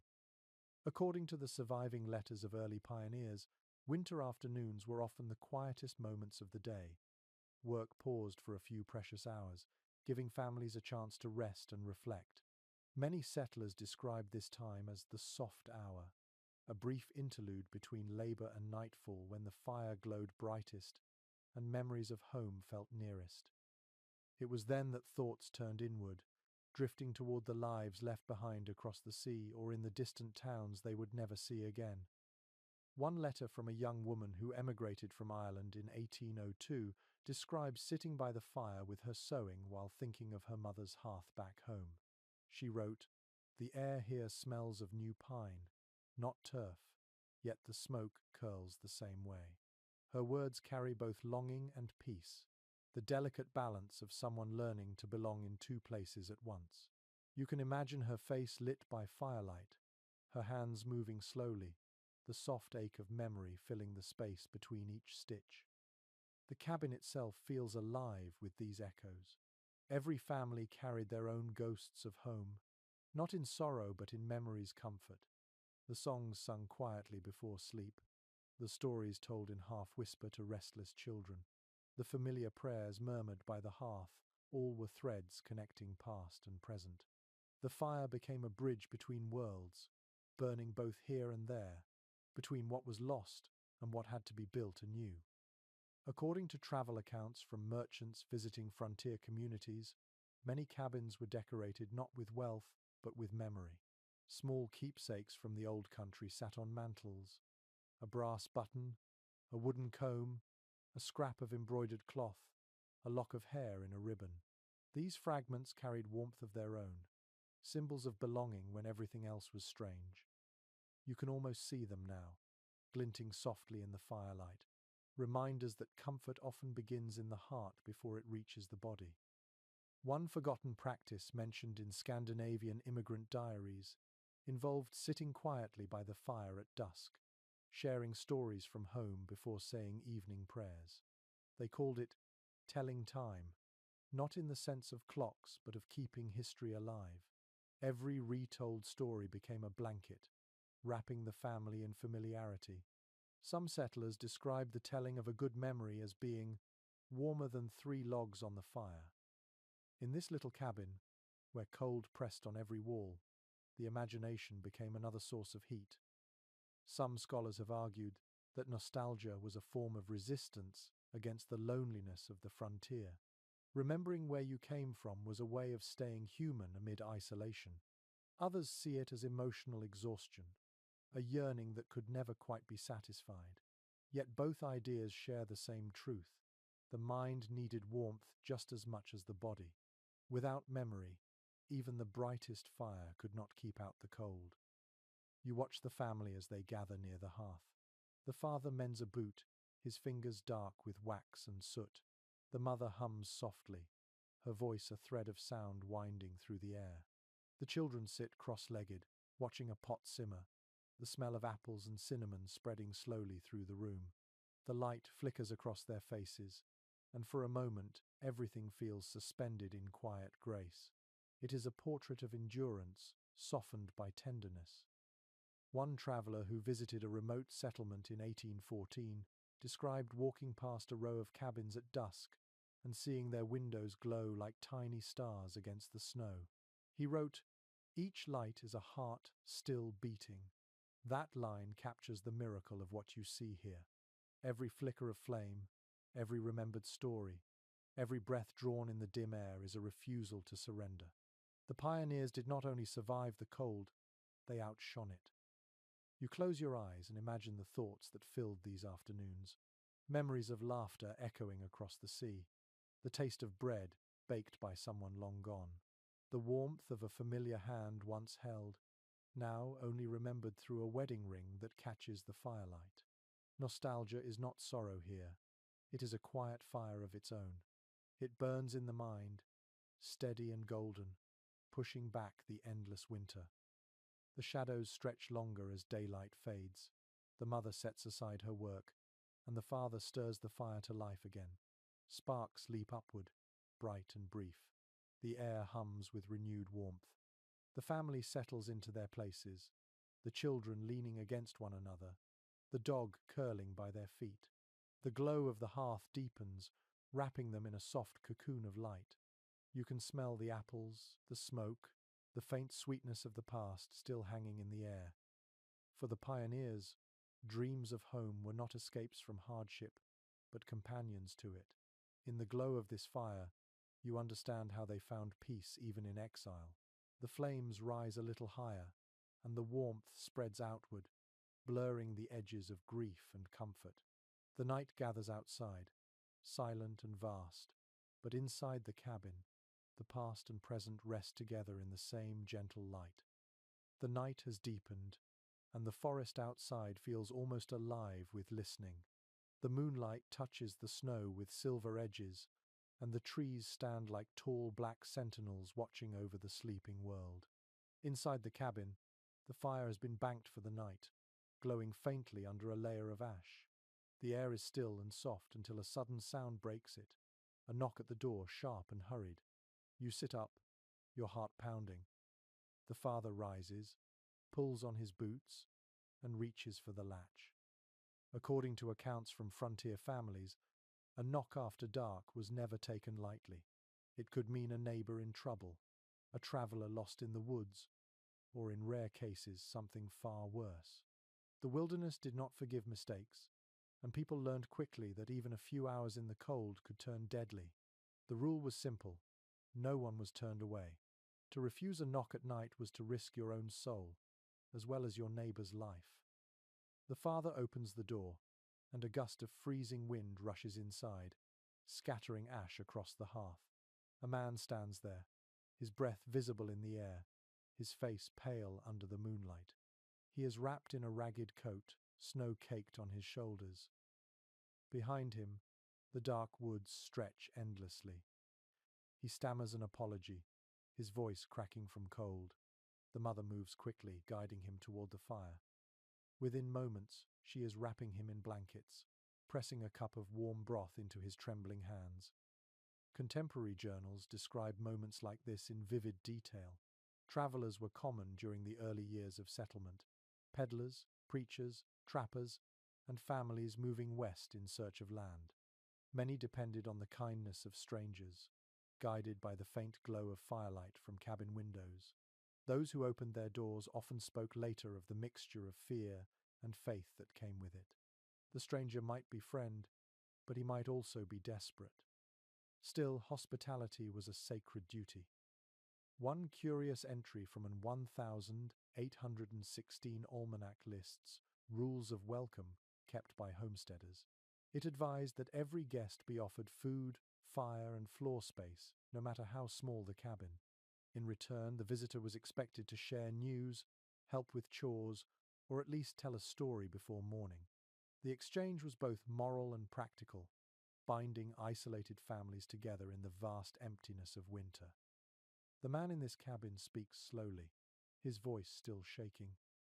He tells of a horse lost in a storm, of wandering through the forest for hours before spotting the chimney smoke.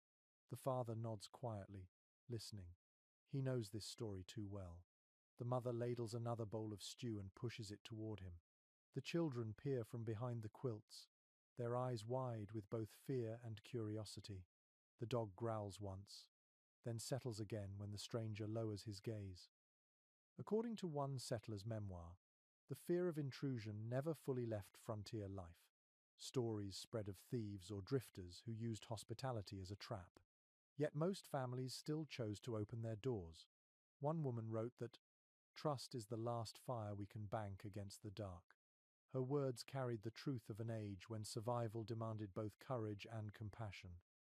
A lesser-known account from a small community near the Great Lakes tells of a night when two families, separated by miles of forest, saved one another's lives by answering a midnight knock. In one cabin, a child was dying of fever. In the other, a woman had medicine. They met halfway, each carrying a lantern through the snow. Their footprints in the morning, side by side, became a symbol of faith passed down for generations. Some historians suggest that this culture of mutual rescue shaped the moral landscape of early America. Others argue that it simply grew from necessity. Either way, the habit of answering the door, of trusting the knock, became part of what defined community in the wilderness. The frontier might be cold and unforgiving, but humanity found ways to keep its flame alive. The stranger finishes his meal and begins to thaw, color returning to his cheeks. The mother drapes another blanket over his shoulders and sets a log carefully onto the fire. The father sits across from him, speaking in low tones about the road ahead, about wolves spotted near the ridge, about the small miracles that hold people together in winters like this. The conversation drifts, soft and measured, blending with the pop of the fire and the faint whistle of the wind at the window. You can feel the tension easing in the room. The stranger's eyelids grow heavy, and he leans back against the wall. The family settles again, each finding a small space to rest.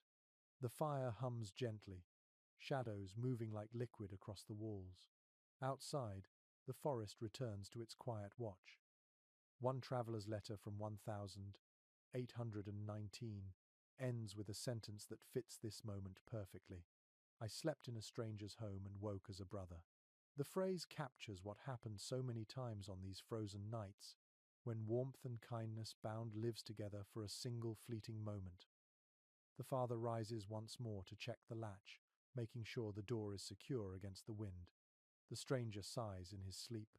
The dog curls beside him, and the fire gives off a soft crackle that fills the silence. The room glows faintly, golden and calm. You close your eyes, feeling the deep peace that follows fear's retreat. In this small space, where trust outweighs caution, the world feels merciful again. Outside, the cold waits patiently, but inside, humanity has already won for one more night. The next morning breaks cold and bright, the kind of light that glitters on the snow until it almost hurts to look at it. The stranger has gone, leaving behind a few quiet words of thanks and a promise to send help if he reached town. The family watches him fade into the white distance before closing the door. The cabin settles again into its familiar rhythm. The fire hums. The children whisper. The mother sweeps the floor. The father bends to his tools, and you notice something new in the room. A freshly built bed raised slightly above the ground, its wooden frame simple but carefully crafted. According to written inventories from frontier settlements, the invention of a raised bedstead was one of the great comforts of cabin life.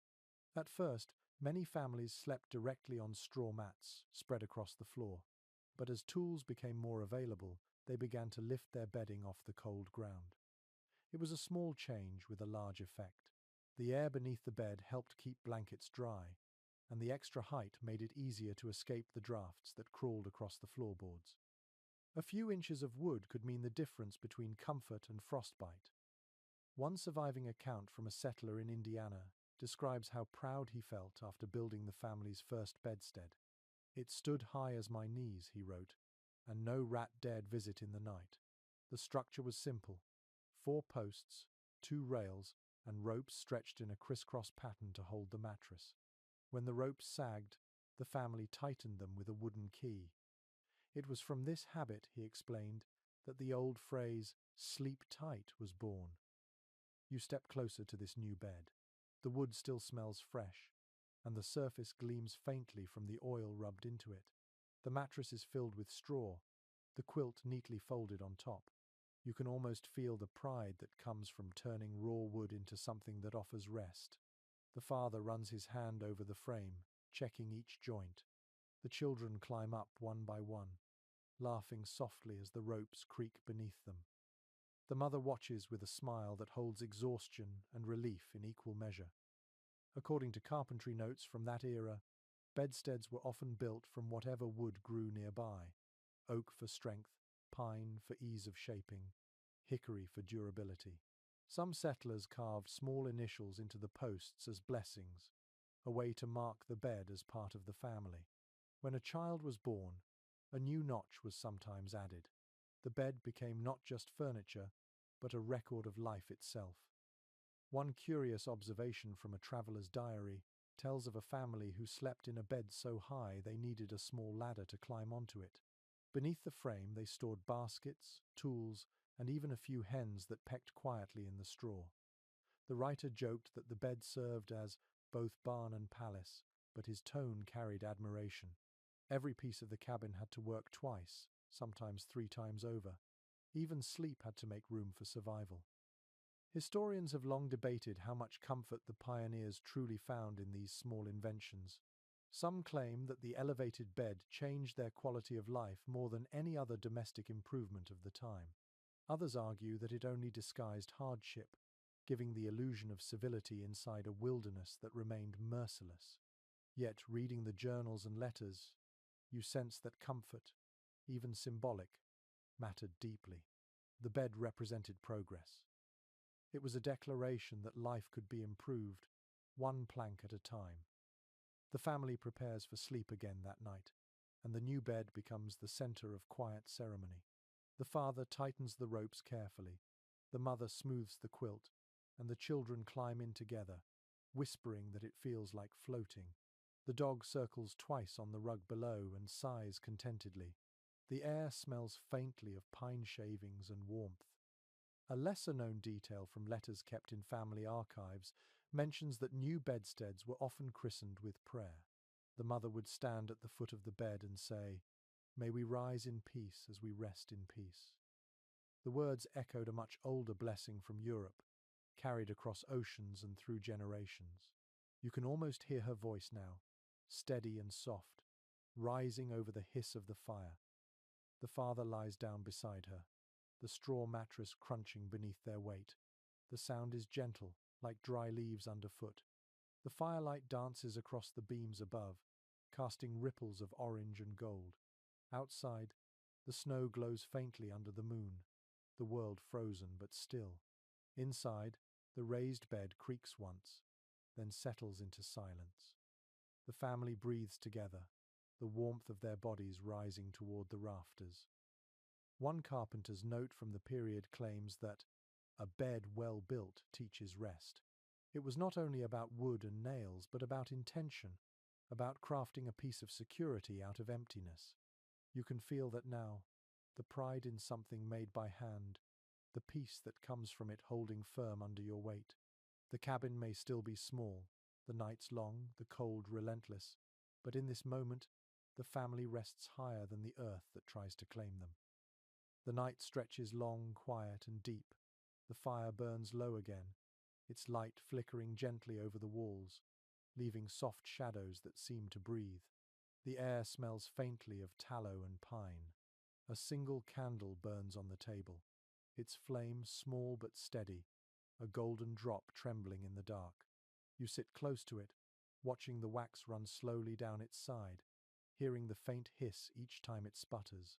In a world without electricity, this little light holds more power than you can imagine. According to accounts from settlers and travelers alike, candles were among the most precious possessions in an early American cabin. Each one took hours to make, using melted animal fat or beeswax poured around a linen wick. Families saved them for the longest nights of winter, when the moon disappeared behind snow clouds and the fire could not reach every corner of the room. To light a candle was to declare defiance against the dark, to bring back the sun for a few hours. The soft glow made even the roughest cabin feel almost holy. One curious entry in an old housekeeper's journal describes the process of candle making as both tedious and satisfying. The writer explained how she dipped a dozen wicks at once into warm tallow, lifting them again and again until the layers hardened. Each dip added another whisper of light to the future. When finished, the candles were hung to cool, swaying gently like pale fruit from the rafters. The smell lingered for days, rich, waxy, faintly sweet and earthy all at once. You can imagine that same scent filling the cabin now. The mother trims the wick with small scissors to keep the flame from smoking. The father sits beside her, his face lit softly, reading from a worn Bible with letters fading at the edges.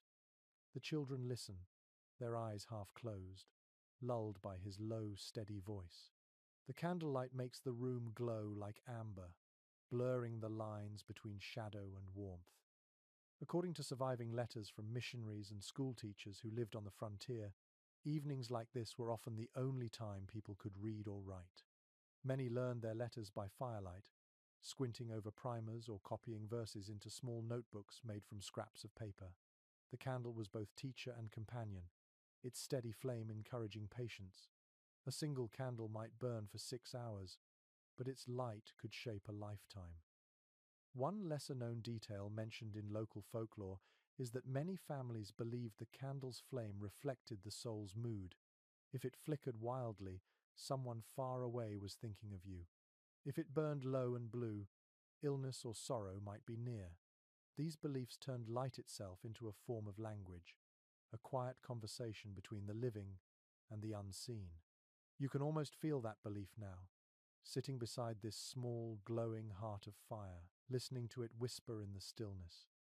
Some cultural historians argue that the candle became more than a tool for light. It was a symbol of dignity, proof that even in the harshest conditions, people sought beauty. Others note that it also revealed fear. The flame could be blown out by a single gust, leaving a room swallowed by darkness and silence. It reminded the pioneers that everything they cherished could vanish as easily as breath, yet still they lit it every night. The father finishes reading and closes the book. The children are already half asleep, their faces golden in the dim glow. The mother lowers the candle into a tin holder to shield it from drafts. The shadows climb higher along the walls, thickening at the ceiling where smoke stains form faint rings. Outside, the night deepens until even the snow seems to disappear. Inside, the only movement is the candle flame trembling like a living pulse. One traveller in 1811 wrote of visiting a cabin lit by 3 candles at once and described it as bright as heaven. You can understand why. Each flame changes the air around it, softening every harsh line, turning rough wood into gold and faces into warmth. In that glow, the world becomes smaller but gentler. It holds everything essential: the people you love, the fire that feeds you, the faith that tomorrow will come again. The candle burns lower. The mother pinches the wick between her fingers and blows softly. The room exhales with her.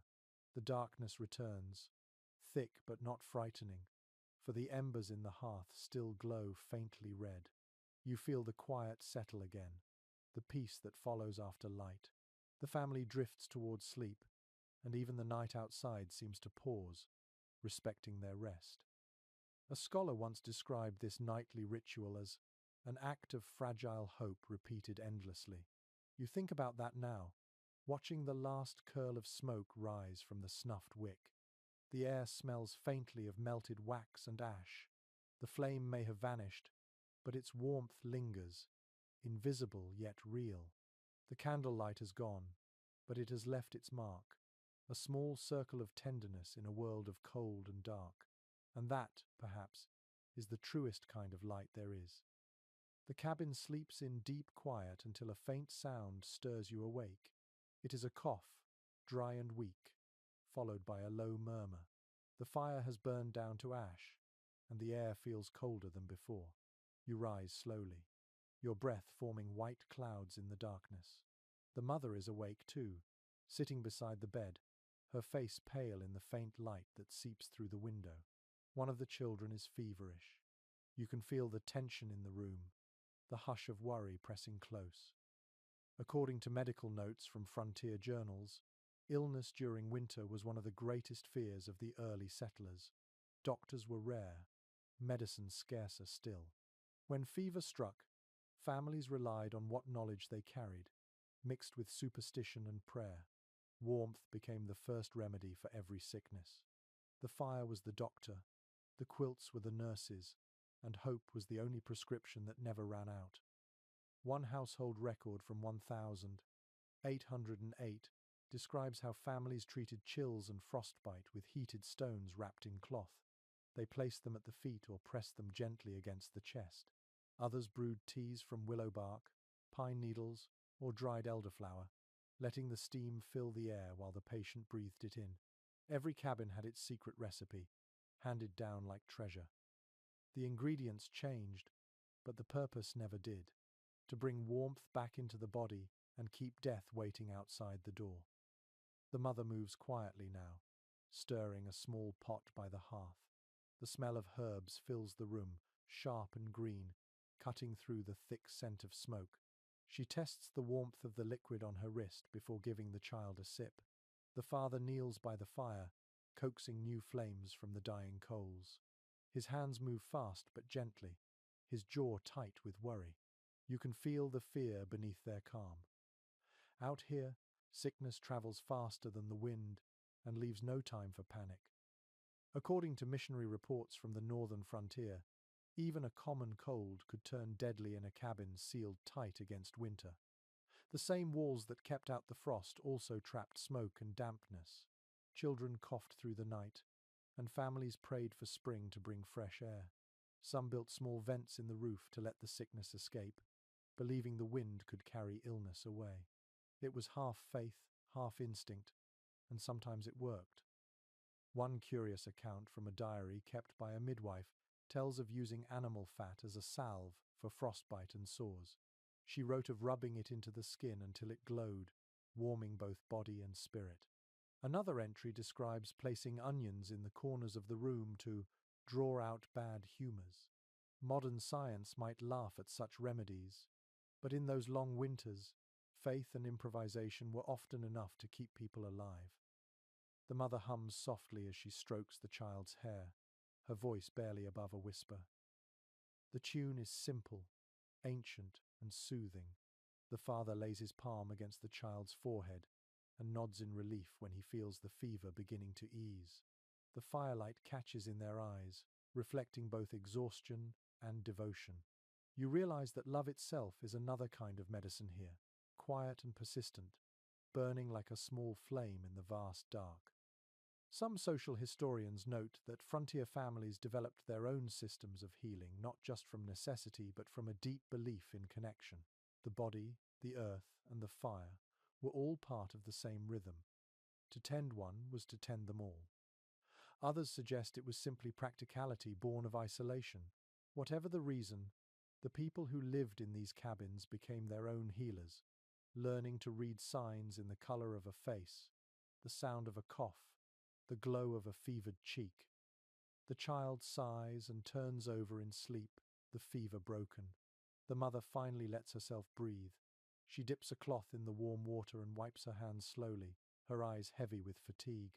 The father sits beside her, shoulders slumped, the glow of the fire soft on his skin. For a moment, no one speaks.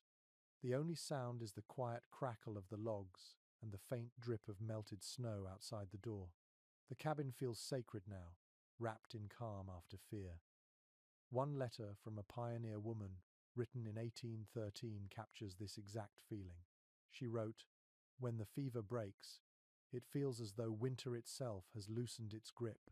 Her words carry the truth of that moment. Warmth becomes victory. Every breath, every heartbeat feels newly precious. The family sits in silence, listening to the steady rhythm of life returning to normal. The mother drapes an extra blanket over the sleeping child and leans her head on the father's shoulder. The dog stretches near the fire, sighing in contentment. Outside, the stars burn cold and clear. Inside, the air is filled with quiet gratitude. You can smell the faint sweetness of herbs, the the smoke of pine, the clean sharpness of new fire. It feels peaceful again, but you know how easily this peace can be lost. The father reaches over and stirs the embers one last time, making sure the warmth will last till morning. The flames flicker gently, washing the walls in soft orange light. The family drifts towards sleep again, weary but safe. The child breathes evenly now, the sickness fading into the shadows. You sit there a while longer, listening to the heartbeat of the cabin. In a world ruled by cold and distance, even one healed breath feels like a miracle. The dawn creeps into the cabin as a faint silver glow, soft and shy against the rough wood. The fire has burned low again, but its scent still lingers in the air. The family wakes slowly, stretching, yawning, and stirring the ashes to find the living coals beneath. The mother moves first, wrapping her shawl tightly and kneeling to coax the fire back to life. The father sits quietly for a moment, rubbing his eyes, then takes a small book from the shelf near the hearth. Its leather cover is worn smooth from years of touch. He opens it carefully, and the cabin fills with a hush that feels almost sacred. According to letters and journals from the early American frontier, faith and fire were deeply intertwined. The first light of day was often greeted with prayer or scripture read aloud beside the hearth. The warmth of the flames was seen as both physical comfort and divine grace. The fire fed the body, the word fed the spirit. Many families believed that tending one without the other left the soul cold, no matter how bright the blaze. One diary entry from a settler in 1810 describes mornings that began exactly like this. "We read by the glow," he wrote, "and in that light all fears seem smaller." The cabin itself became a church of sorts, its altar the hearth, its hymn the soft crackle of wood. These moments gave the day shape and meaning, transforming survival into something more than endurance. The act of reading aloud connected generations and softened the edge of isolation. You can almost hear that low, steady voice now. The father reads a verse about strength and patience. The mother listens, her hands resting on her lap, her face calm in the firelight. The children lean sleepily against one another, eyes half closed but attentive. Outside, the wind stirs faintly, brushing against the roof like a sigh. Inside, the air hums with warmth and quiet faith.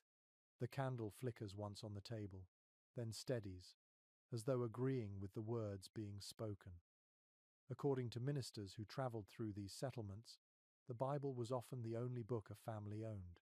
Yet within its pages they found everything: stories of hardship, hope, and redemption that mirrored their own.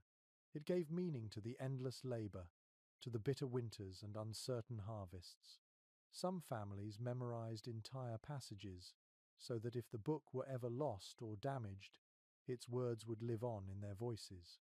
In this way, faith became portable, as resilient as the people themselves. One curious recollection from a circuit preacher tells of visiting a cabin where the fire had gone out and the family could not relight it. He read from his pocket Bible while helping them strike new sparks, calling it a duel between light and dark. When the flame finally caught, the family bowed their heads and whispered a prayer of thanks. He wrote that he left feeling warmer than the fire itself could make him. You can sense that same quiet reverence now. The fire crackles softly, spreading its golden light across the cabin floor. The children are awake fully now, one holding a cup of warm cider, another poking gently at the embers with a stick. The mother hums a tune, low and rhythmic, as she folds a blanket. The father closes the book and sets it on the table with care, his face peaceful. In the hush that follows, you can almost feel gratitude floating in the air like invisible warmth. Some social historians suggest that religion on the frontier served not only as faith but as structure. It divided the endless wilderness into days, marked time, and reminded people of purpose. Others argue that belief was a way to endure the fear that silence brought. Whatever the reason, the presence of prayer and fire together made the cabin more than shelter. It made it a sanctuary. A lesser-known custom among frontier families was keeping a small stone from the hearth as a keepsake when moving westward. They believed it carried the blessing of all the fires it had touched. Some stones crossed hundreds of miles, passed down through generations. Even today, descendants write of finding these smooth relics in old boxes or drawers, reminders of homes long vanished but never forgotten. The father rises and steps outside for a moment. Cold air rushes in, sharp and bright. But when he returns, his cheeks are glowing and his eyes sparkle. He looks at the fire, now blazing strong again, and nods. The family begins their morning chores in silence, but there is a lightness to their movement. Each task feels easier, as if something unseen has lifted a weight from their shoulders. You can feel that same peace spreading through the cabin. The flames dance higher, sending sparks up the chimney. The sound is gentle, the kind that fills you without effort. The scent of burning wood mixes with the faint sweetness of baked apples from yesterday's meal. The room feels both ancient and eternal, a small corner of the world where warmth and faith hold hands. A traveller once wrote that he could tell a good home by how it glowed from within. Some shine from candles, he said, but others shine from hearts. As you sit by the fire now, watching the family move in quiet harmony, you understand what he meant. This light will not fade when the wood burns out. It will stay, resting in memory, warm as breath, bright as belief. You wake before sunrise, the light still faint and colourless, the air biting cold. The cabin is quiet except for the occasional creak of the roof adjusting under frost. The fire has died down to glowing coals, and your breath clouds softly in front of you. You reach for the blanket, rough and heavy with the smell of wool and smoke, and sit up. The moment your feet touch the floor, you feel the cold rush through you. Winter mornings always start with shock. According to early frontier diaries, waking in a log cabin during midwinter meant waking inside the weather itself. The walls could hold back the wind, but never completely banish the cold. Frost crept over windows from the inside, forming delicate patterns that looked like feathers or frozen ferns. Buckets of water left near the hearth sometimes froze on the surface before morning. The first task of every day was simple and sacred: to bring the fire back to life. You picture the father crouched at the hearth now, blowing gently on the coals, his hands cupped around the small flame that begins to glow in answer. He moves slowly, patient and practiced, feeding bits of bark and pine twigs until the fire awakens with a sudden sigh. The warmth spreads across the room like a living thing, pushing the chill toward the corners. The first light of dawn joins it, spilling through the small window in soft streaks. The mother stirs next, her hair loose over her shoulders, her face pale in the morning light.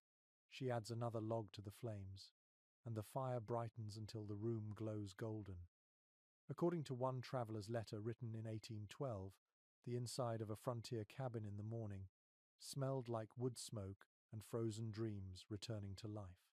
The smell of pine mingled with the faint sweetness of ashes, creating an aroma that no one forgot. Even years later, settlers who moved to towns wrote of missing that scent, the smell of beginning again every day. The children wake one by one. Their cheeks are pink, their hair tangled, their hands searching for the quilt before daring to leave its safety. The dog stretches and shakes himself, scattering bits of straw across the floor. The sound of wood popping in the fire becomes the morning bell that tells everyone it is safe to move again. The mother ladles porridge into bowls, the steam rising in soft curls. Breakfast is quiet, sleepy, filled with the sound of spoons and the faint hum of gratitude. One curious note from an English visitor describes the first moments after waking in a cabin as a lesson in humility. He wrote that no one spoke until the fire had warmed the air, as though waiting for permission from the flame itself. That ritual silence felt almost holy, a pause between night and day where people remembered how fragile their lives were. It was not fear but awareness. The cold demanded respect, and the fire answered with mercy. Some scholars believe that this morning rhythm shaped the settlers' sense of patience. Others suggest it taught gratitude, an instinctive reverence for simple things like light and heat. Whatever the reason, The act of rekindling a fire each dawn became a quiet symbol of hope. Every new flame was a promise that another day could begin, that even in the harshest winter, the world could start again. The father stands near the window, scraping frost from the inside with a knife. Tiny flakes fall and sparkle in the firelight. Outside, the snow glows faintly blue, and the forest looks peaceful but lifeless. A thin plume of smoke curls upward from the chimney, the only sign that life endures inside. The mother hums softly as she stirs the pot, her breath mixing with the steam. The children sit close together, their laughter growing louder as the cabin warms. The dog curls beside them, eyes half closed, tail flicking lazily. According to old almanacs, this moment, the first full warmth of morning, was often called the thaw, not because the world outside had softened, but because the people inside had. Once the fire roared, and the first cup of cider or milk passed between hands, the day felt possible again. Work waited, but so did light. One forgotten passage from a Tennessee farmer's notes captures this moment beautifully. "The morning is mercy itself," he wrote. "For every dawn we are given the chance to rise and do again what yesterday could not finish." You can feel that truth in the cabin now. The flames rise higher, filling the air with a glow that touches everything. The table, the tools, the wooden walls. The frost on the window begins to melt, dripping slowly into clear drops that catch the light. The family prepares to begin the day. The father pulls on his coat, ready to fetch wood from the pile outside. The mother ties her apron and sets the bread to rise near the fire. The children bundle in small coats and woolen caps, their excitement returning with the light. The rhythm of life continues, steady and unhurried, anchored by warmth. A historian once called these winter mornings the quiet triumphs of survival. You understand why. There is no grand victory here, no battle or conquest, just the steady courage of getting up again. The cabin creaks as if it too is waking. The fire hums. The day begins. You sit back, letting the warmth reach your face, and realize how much strength is hidden in these small beginnings. Outside, the snow still rules the world, but inside, the light has already won. The snow begins to melt, quietly and without ceremony. You notice it first in the sound: a slow drip from the roof, a faint trickle beside the door, the soft collapse of a snowbank slipping from the logs. The air feels different, damp and alive. The frozen world outside has loosened its grip. Inside the cabin, the smell of wet earth begins to replace the scent of smoke. The long winter is ending, though it leaves its mark on everything it touches. According to settlers' diaries, the first signs of spring brought both joy and dread. The thaw meant survival, but it also meant mud, flooding, and endless repair. Cabins that had stood solid all winter began to weep at the seams as the ice inside the walls melted. Roofs leaked, floors softened, and the cold air that once kept food preserved turned the cellars sour. Still, no one complained. The thaw was proof that life had endured. One letter from a farmer's wife in 1809 describes that first day of warmth with wonder. "The air smells of soil and smoke," she wrote, "and every drip from the eaves sounds like God's own heartbeat." Her words capture the strange tenderness of that moment when the cabin stops holding its breath and begins to breathe again. You can almost smell it now, the mingling of thawing earth, wet bark, and last night's ashes. The father opens the door and steps outside into the slush. The snow clings to his boots in clumps, but beneath it the ground gives slightly under his weight. The first puddles shimmer in the sunlight, thin films of water reflecting the sky. The wind has changed too. It carries the faint scent of pine and moss instead of sharp frost. The mother appears beside him, her shawl pulled tight, eyes squinting against the brightness. Behind her, the children laugh as they press their palms to the damp glass of the window, watching the world come back to life. According to travel accounts from the early frontier, people often described the thaw as an awakening of both land and spirit. Families who had not seen neighbors in months would emerge from their cabins, walking across the soft ground to exchange news and smiles. Roads reappeared, rivers began to move again, and the sound of dripping water filled the forests like music. The thaw was not just a season, it was a promise fulfilled. One forgotten entry from a Maine woodcutter's journal records how he marked this day each year. He hung his axe on the cabin wall and refused to swing it for 24 hours, calling it the day of rest for trees. He said the forest had worked as hard as he had through the winter and deserved peace. The thought feels strangely gentle for a man who lived by chopping wood, but perhaps hardship teaches tenderness more than comfort ever can. Inside, the family begins the slow process of spring cleaning. The mother sweeps the floor with renewed energy, chasing out the soot and dust that have gathered through the long months. The father lifts the shutters to let the light flood in. The children help roll up blankets and carry them outside to shake clean. Even the dog seems lighter, nosing at the open door, curious about the wet air.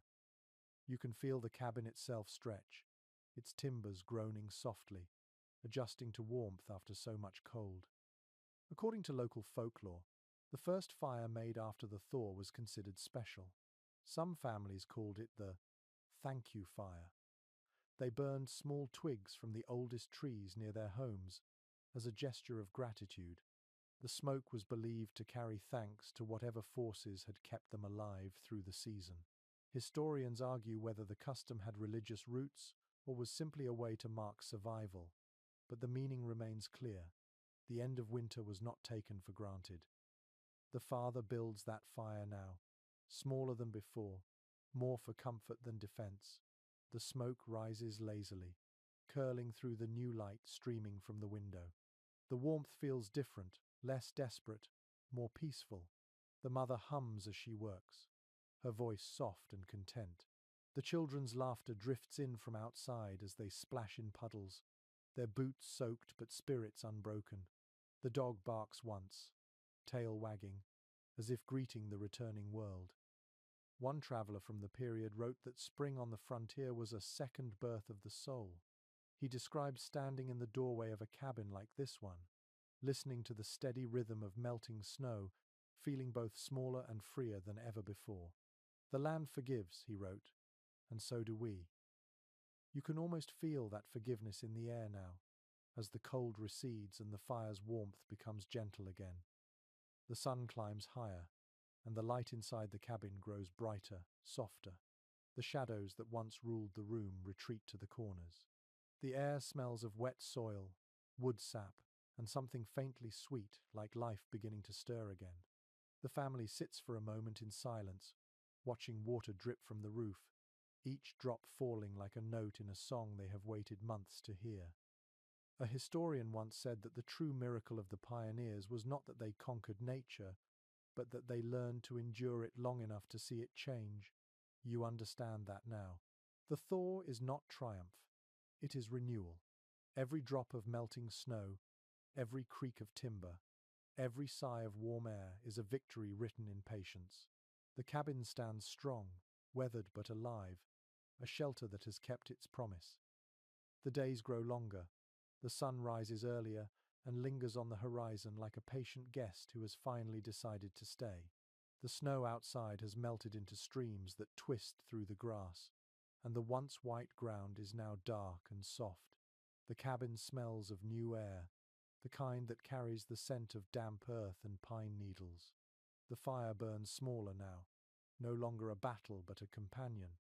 For the first time in months, the cold does not feel like an enemy. According to the journals of early farmers, this was the season when people began to measure themselves against the lessons of winter. They wrote of how every hardship had taught them something: how to store wood better, how to seal walls tighter, how to stretch food further.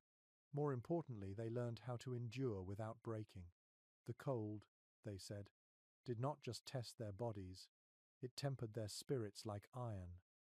You can almost feel that quiet strength in the air now, a calm that comes only after surviving what once seemed impossible. One letter from a widow in Vermont, written in 1811, captures this perfectly. "I do not thank God for comfort," she wrote, "but for the strength to do without it." Her words hold the heart of frontier wisdom, gratitude not for ease, but for resilience. The winter was a teacher, stern and merciless, but every family that saw the thaw had passed its lesson. They carried that strength into every spring, wearing it like armor, invisible but unbreakable. The father sits outside on the porch, sharpening an axe that hardly saw rest all winter. His hands are cracked but steady. The mother kneels nearby, scrubbing wooden bowls with melted snow water that has turned the color of earth. The children chase each other through the soft mud, their laughter breaking the stillness like birdsong. The dog barks at nothing in particular, just because the sound feels good again. Inside the cabin, the windows are thrown open, and fresh air rushes through the room, scattering ashes and memories of frost. According to early settlement records, many families treated the end of winter as a kind of renewal ceremony. They cleaned every corner, aired every blanket, and polished tools until they gleamed. Some even took apart furniture to check for insects that had hidden through the cold months. Every sweep of a broom and every open door was an act of gratitude disguised as housekeeping. They were clearing out not just soot and dust, but the heaviness of fear. A curious story from a Pennsylvania farmstead describes a mother who saved a jar of snow each winter and poured it out on the first warm day as a farewell. She called it the last breath of the season. She claimed it brought good luck, though perhaps what it really brought was closure. The pioneers invented their own small rituals to give meaning to things that had no words. In their world, survival was not enough. It had to feel sacred. Some scholars suggest that the rhythm of these yearly hardships built a collective identity among frontier families. It taught them humility in the face of nature, but also confidence in their ability to adapt. Others believe it made them deeply practical, their faith shaped by necessity. Whatever the truth, these people found beauty in persistence. They learned that comfort is not what keeps you alive, hope does. Inside the cabin, the mother lays the quilts by the window to catch the Sunday. The colors, once dull from smoke, brighten again under the light. The father runs his hand along the wall, feeling the dried clay between the logs, proud that his work has held. The air smells of warmth, of possibility. You can almost sense the house itself breathing easier, no longer a fortress, but a home once more. One old diary kept by a preacher's wife tells of a tradition she called the spring promise. On the first warm evening, her family would gather by the hearth and thank the fire aloud for its service before letting it burn out naturally.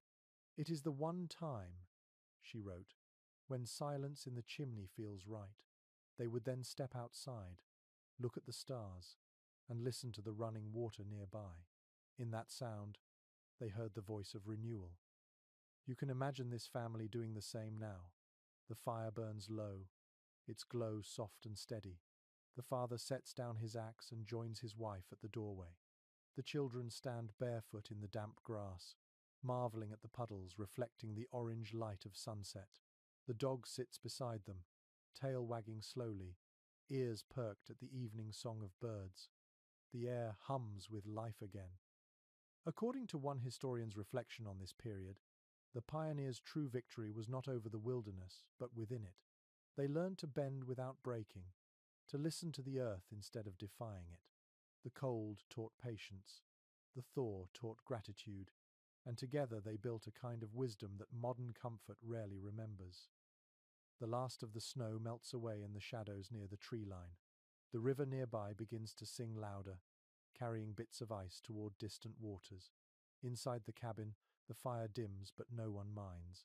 The warmth that fills the room now comes not just from flame, but from memory, from strength earned one frozen night at a time. You listen to the sound of dripping water, the slow, peaceful rhythm of life beginning again, and you understand the quiet truth that kept them alive. The hardest seasons are the ones that teach the heart how to stay warm. The days settle into a rhythm again. The air is cool, but no longer cruel. You can feel spring stretching its fingers through the soil, pulling life back into the world one root at a time. The trees outside drip quietly from last night's rain, their trunks dark and glistening. A faint breeze slips through the cracks between the logs, carrying the scent of wet leaves and smoke. Inside the cabin, everything feels lighter. The fire burns smaller now, but it is still the center of life. Its glow is no longer fierce, only steady and kind. According to the diaries of settlers and homesteaders, this was the time of rebuilding. After every winter came the careful work of repair.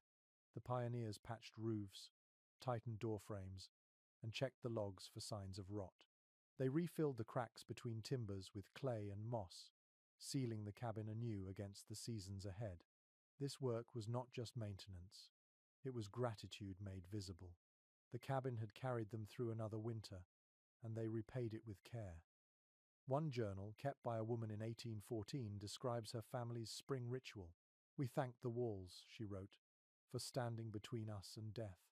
Her words might sound strange today, but to her, the logs were more than wood. They were witnesses, companions, even protectors.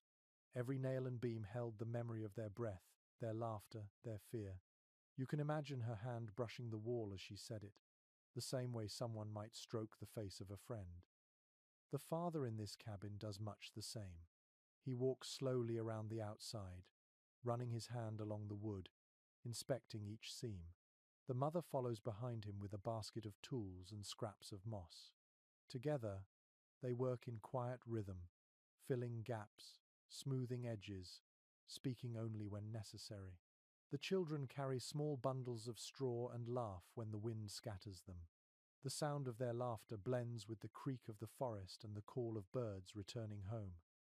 According to Carpenter's notes from that time, the yearly sealing of a log cabin was one of the most important tasks for survival. They called the mixture used chinking, a blend of clay, ash, and straw packed tightly into the spaces between logs. It kept out wind, rain, and insects, and it symbolized something deeper too, the act of holding together what the cold had tried to break apart. Many settlers said that the smell of fresh chinking meant safety. It meant they were still here. One lesser-known entry from a frontier tradesman mentions that families often added bits of crushed charcoal or ground limestone to the mix to make it stronger. Some used animal hair instead of straw. Others pressed small tokens or lucky charms into the wet clay, a button, a feather, a coin to bless the cabin for another year. You can imagine a child secretly slipping in a pebble or a wildflower petal, offering a private prayer for warmth next winter. Some historians have written that this spring maintenance was a kind of meditation. The slow, repetitive work gave people time to think, to breathe, to remember. Others argue it was simply habit, the continuation of labor in a world where rest was rare. Yet when you stand here, watching the family move with quiet purpose, you sense something deeper. Every motion speaks of love disguised as duty. Inside, the cabin looks different too. The walls, scrubbed clean of soot, glow faintly in the sunlight. The quilts are aired out, the tools hung neatly by the door. The scent of pine, clay, and ash fills the room, earthy and fresh.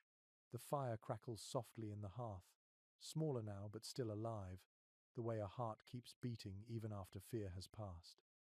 A letter from a minister traveling through Kentucky describes visiting such a home.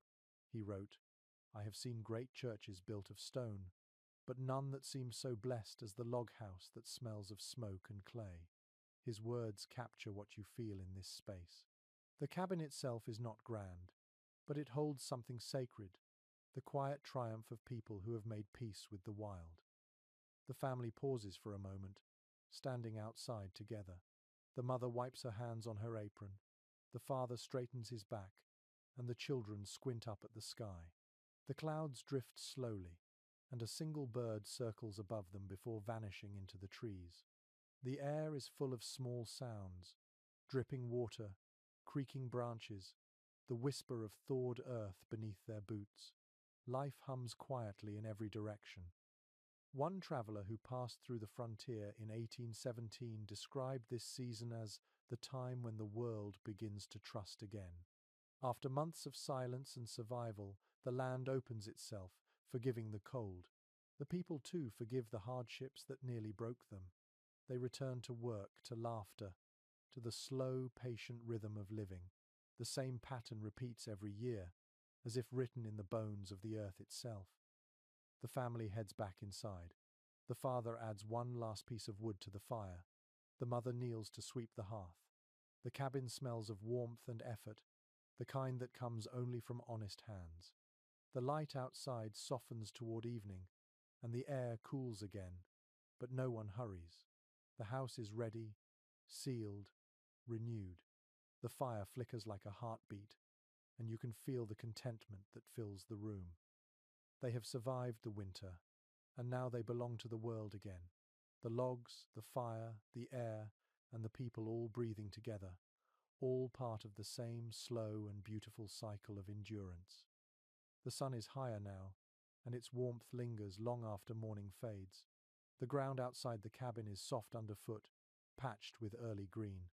Thin shoots of grass reach through the mud, and small flowers brave enough to bloom tremble in the breeze.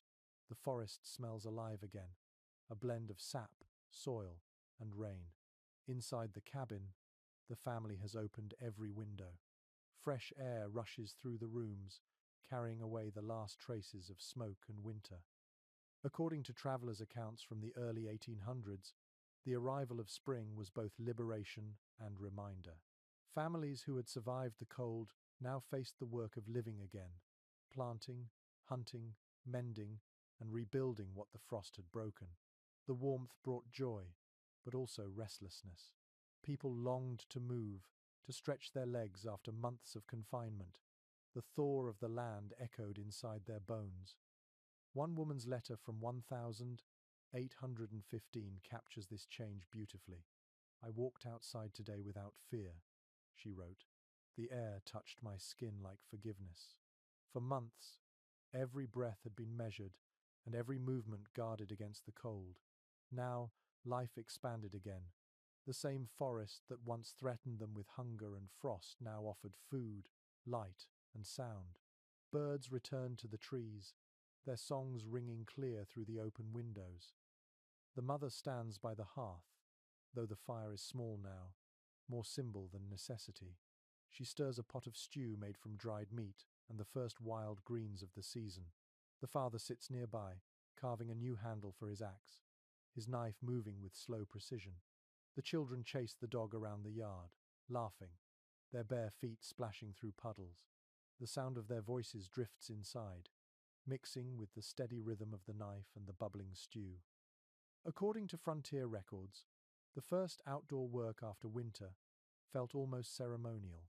Fields were cleared, fences mended, tools oiled. Some families marked the start of the planting season with prayer, others with song. It was the beginning of a new chapter, the proof that endurance had not been in vain. The settlers knew that survival was not the end of their labor, it was only the beginning of another cycle. One curious entry in a farmer's journal tells of an old superstition that the first seed sown must be blessed with fire ash from the winter hearth. The farmer scattered a handful into the soil, believing it carried strength from the flame that had guarded them through the long dark. Whether or not it made the crops grow better, the act itself mattered. It was a gesture of connection, a way to thank the past for feeding the future. Some historians have written that these small rituals, burning ashes, cleaning hearths, blessing tools, were as important as the work itself. They gave rhythm to survival. Others argue that such customs were merely practical, born of necessity. But when you see the family now, standing together in the soft light of afternoon, you sense that both are true. They work not only to live, but to remember why life is worth living. The father steps outside, his boots sinking into the damp ground. He tests the soil with the tip of his knife and nods, satisfied. The mother joins him, wiping her hands on her apron, her face soft with pride. The children run to them, carrying a handful of wildflowers as if to offer them to the earth itself. You can almost smell the sweetness of the blossoms, fragile yet stubborn, clinging to life like every soul that endured this place. According to oral histories passed down through frontier families, the first spring flowers were often pressed between pages of the family Bible. Some called them proofs of mercy. Each year's flower was saved beside the last, forming a record of seasons survived. Long after the cabins had crumbled, those faded petals remained in books and boxes, silent testimonies of endurance. One traveller who visited a pioneer home in 1820 described standing by an open window at dusk, watching the smoke from the hearth drift upward and disappear into the blue sky. He wrote, "The cabin breathes with the land again." That image lingers as you watch the family's home now. The smoke curls upward, soft and thin, blending with the clouds above the forest. It is not a signal of distress, but a sigh of peace. Inside, the fire glows faintly, and the smell of stew fills the room. The children's laughter fades into quiet chatter. The mother hums as she sets the table, her song rising and falling with the sound of the spoon against the pot. The father closes the door and leans his axe in the corner. The day's work done. The air inside is warm but fresh, a balance between home and world. A scholar once wrote that the frontier families lived in cycles of endurance and grace. Watching this moment, you understand why. The cold was their teacher, but the warmth was their reward. They did not fight nature. They moved with it, learned from it, and in doing so became part of its rhythm. The sun dips behind the trees, turning the sky to gold. Shadows grow long across the clearing. Inside the cabin, the family gathers around the table, their faces bright with the soft glow of firelight and peace. The first spring meal feels like a blessing earned one ember, one breath, one heartbeat at a time. You close your eyes for a moment and let the sound of their laughter and the scent of stew linger in your mind. It is the sound of survival turning into life again, gentle and unhurried. Outside, the night waits, but this time it feels kind. The season has turned fully now. The air is bright and soft, filled with the sounds of birds and running water. The ground that once froze solid beneath the cabin has warmed enough for the first green shoots to rise through it. The family wakes to light instead of darkness. For the first time in months, the windows are open wide. A cool breeze drifts through the room, brushing against the quilts and stirring the ashes in the hearth. The fire is almost out now, its work nearly done. According to letters written by settlers in the early frontier years, the end of the cold season felt almost like waking from a long sleep. The days stretched farther, and the rhythm of survival softened into something more like living. People smiled more easily. Neighbors appeared again on the horizon, walking across muddy fields with baskets or tools in hand. Each visit began the same way: a laugh, a hug, and the words, "We made it." One journal from 1817 describes this transformation in tender detail. "The cabin no longer smells of smoke but of earth," wrote a farmer from the Ohio Valley. "We have come out of the dark." The phrase feels both literal and spiritual. The fire that once guarded the family from death now flickers only for comfort. The heavy quilts are folded away, replaced by linen. The sound of the forest replaces the silence of snow. Every detail in this moment speaks of renewal. The mother kneels near the hearth, brushing away the last bits of ash. She smiles at the faint warmth that still lingers, the ghost of hundreds of nights spent beside it. The father steps outside, his shadow long in the morning light. He looks over the field beyond the trees, where the soil waits to be turned. The children run barefoot through the grass, shouting with laughter as they chase the dog through puddles. The cabin door stays open now, letting the whole world in. According to accounts from the period, spring was not a time of rest but of joy and movement. The work ahead was heavy, yet it no longer felt like survival. It felt like promise. The people who had spent months trapped by cold now filled their lungs with warm air, their eyes with color. They carried the memory of the fire within them, not as fear but as wisdom. They knew what it took to keep the flame alive, and that knowledge changed how they saw the world. One forgotten detail from a frontier woman's diary describes the moment she first hung her bedding outside in spring. She wrote that the quilts, stiff from smoke and use, fluttered like wings in the breeze. She called it the house breathing out. Her words linger as you look at the cabin now. Its walls no longer hold in the smell of smoke. They release it into the sunlight. The home has exhaled, and life has filled the space again. Some historians say that these early settlers developed a kind of seasonal faith. Winter taught humility, spring taught gratitude. Others believe it was not faith at all but simple rhythm, learned from the land itself. Whatever the reason, the result was the same: a deep, quiet respect for the cycle that gave and took with equal patience. To survive in such a place required more than strength, it required surrender to something larger than fear. The father begins to plough the small garden behind the cabin. His movements are slow but sure. The mother scatters the last of their saved seeds, each one small and pale against the dark soil. The children help, patting the earth with their hands. Their laughter rises with the calls of returning birds. You can smell the soil, rich and damp, mixing with the faint sweetness of sap from the trees. The fire inside has burned low, but the world outside has caught flame with life again. One traveller's note from 1820 described watching a family like this and writing, "Their warmth has moved from the hearth into their hands." It feels true here. The fire that once kept them alive now lives in their labour, in the energy of planting, mending, and rebuilding. The cabin no longer stands as a shield against the cold, but as a part of the living landscape around it. The day passes gently. The light changes from gold to rose, and the first stars appear above the clearing. The family sits together outside now, the door open behind them, the cabin glowing faintly in the dusk. The father speaks softly, pointing at the horizon. The mother leans her head on his shoulder. The children watch fireflies blink in the tall grass. Even the dog is quiet, content in the cool air. According to a letter preserved in an archive in Pennsylvania, one settler ended her final entry of winter with a single line: "The fire has taught us how to wait."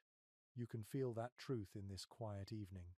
The patience, the endurance, the calm acceptance of both cold and warmth, they are the gifts of the season that has finally passed. The last ember in the hearth fades into black, but no one moves to stir it. It has earned its rest. The night hums softly, filled with the music of water, insects, and wind. The air smells clean, alive, forgiving. You can almost feel the cabin itself relax, its logs warm from the inside, its silence filled not with fear but with peace. The family goes inside, closing the door gently behind them. The stars shimmer through the trees, and the breeze whispers through the cracks in the roof. The world has begun again. Now the night settles, soft and deep, wrapping the cabin in its familiar calm. The sounds outside drift into stillness, and the air inside feels warm even without the fire. You breathe slowly, your body sinking into quiet. The storm and frost that once ruled this world are only memories now. You can almost hear the echo of those long nights, the hiss of wood on flame, the creak of timbers, the steady heartbeat of life refusing to fade. Everything slows here. The walls breathe with the wind. The floor hums faintly under your weight. The darkness is not frightening but kind. It carries the peace earned through patience, through all the quiet rituals of survival. You feel the rhythm of centuries beneath this moment, the way countless others once sat by their fires, waiting for morning, whispering gratitude into the ash. The cabin has grown still again, but its warmth remains, invisible and strong. You can almost see the glow it leaves behind, floating softly through the room like memory itself. Outside, the moon rises, silver and forgiving.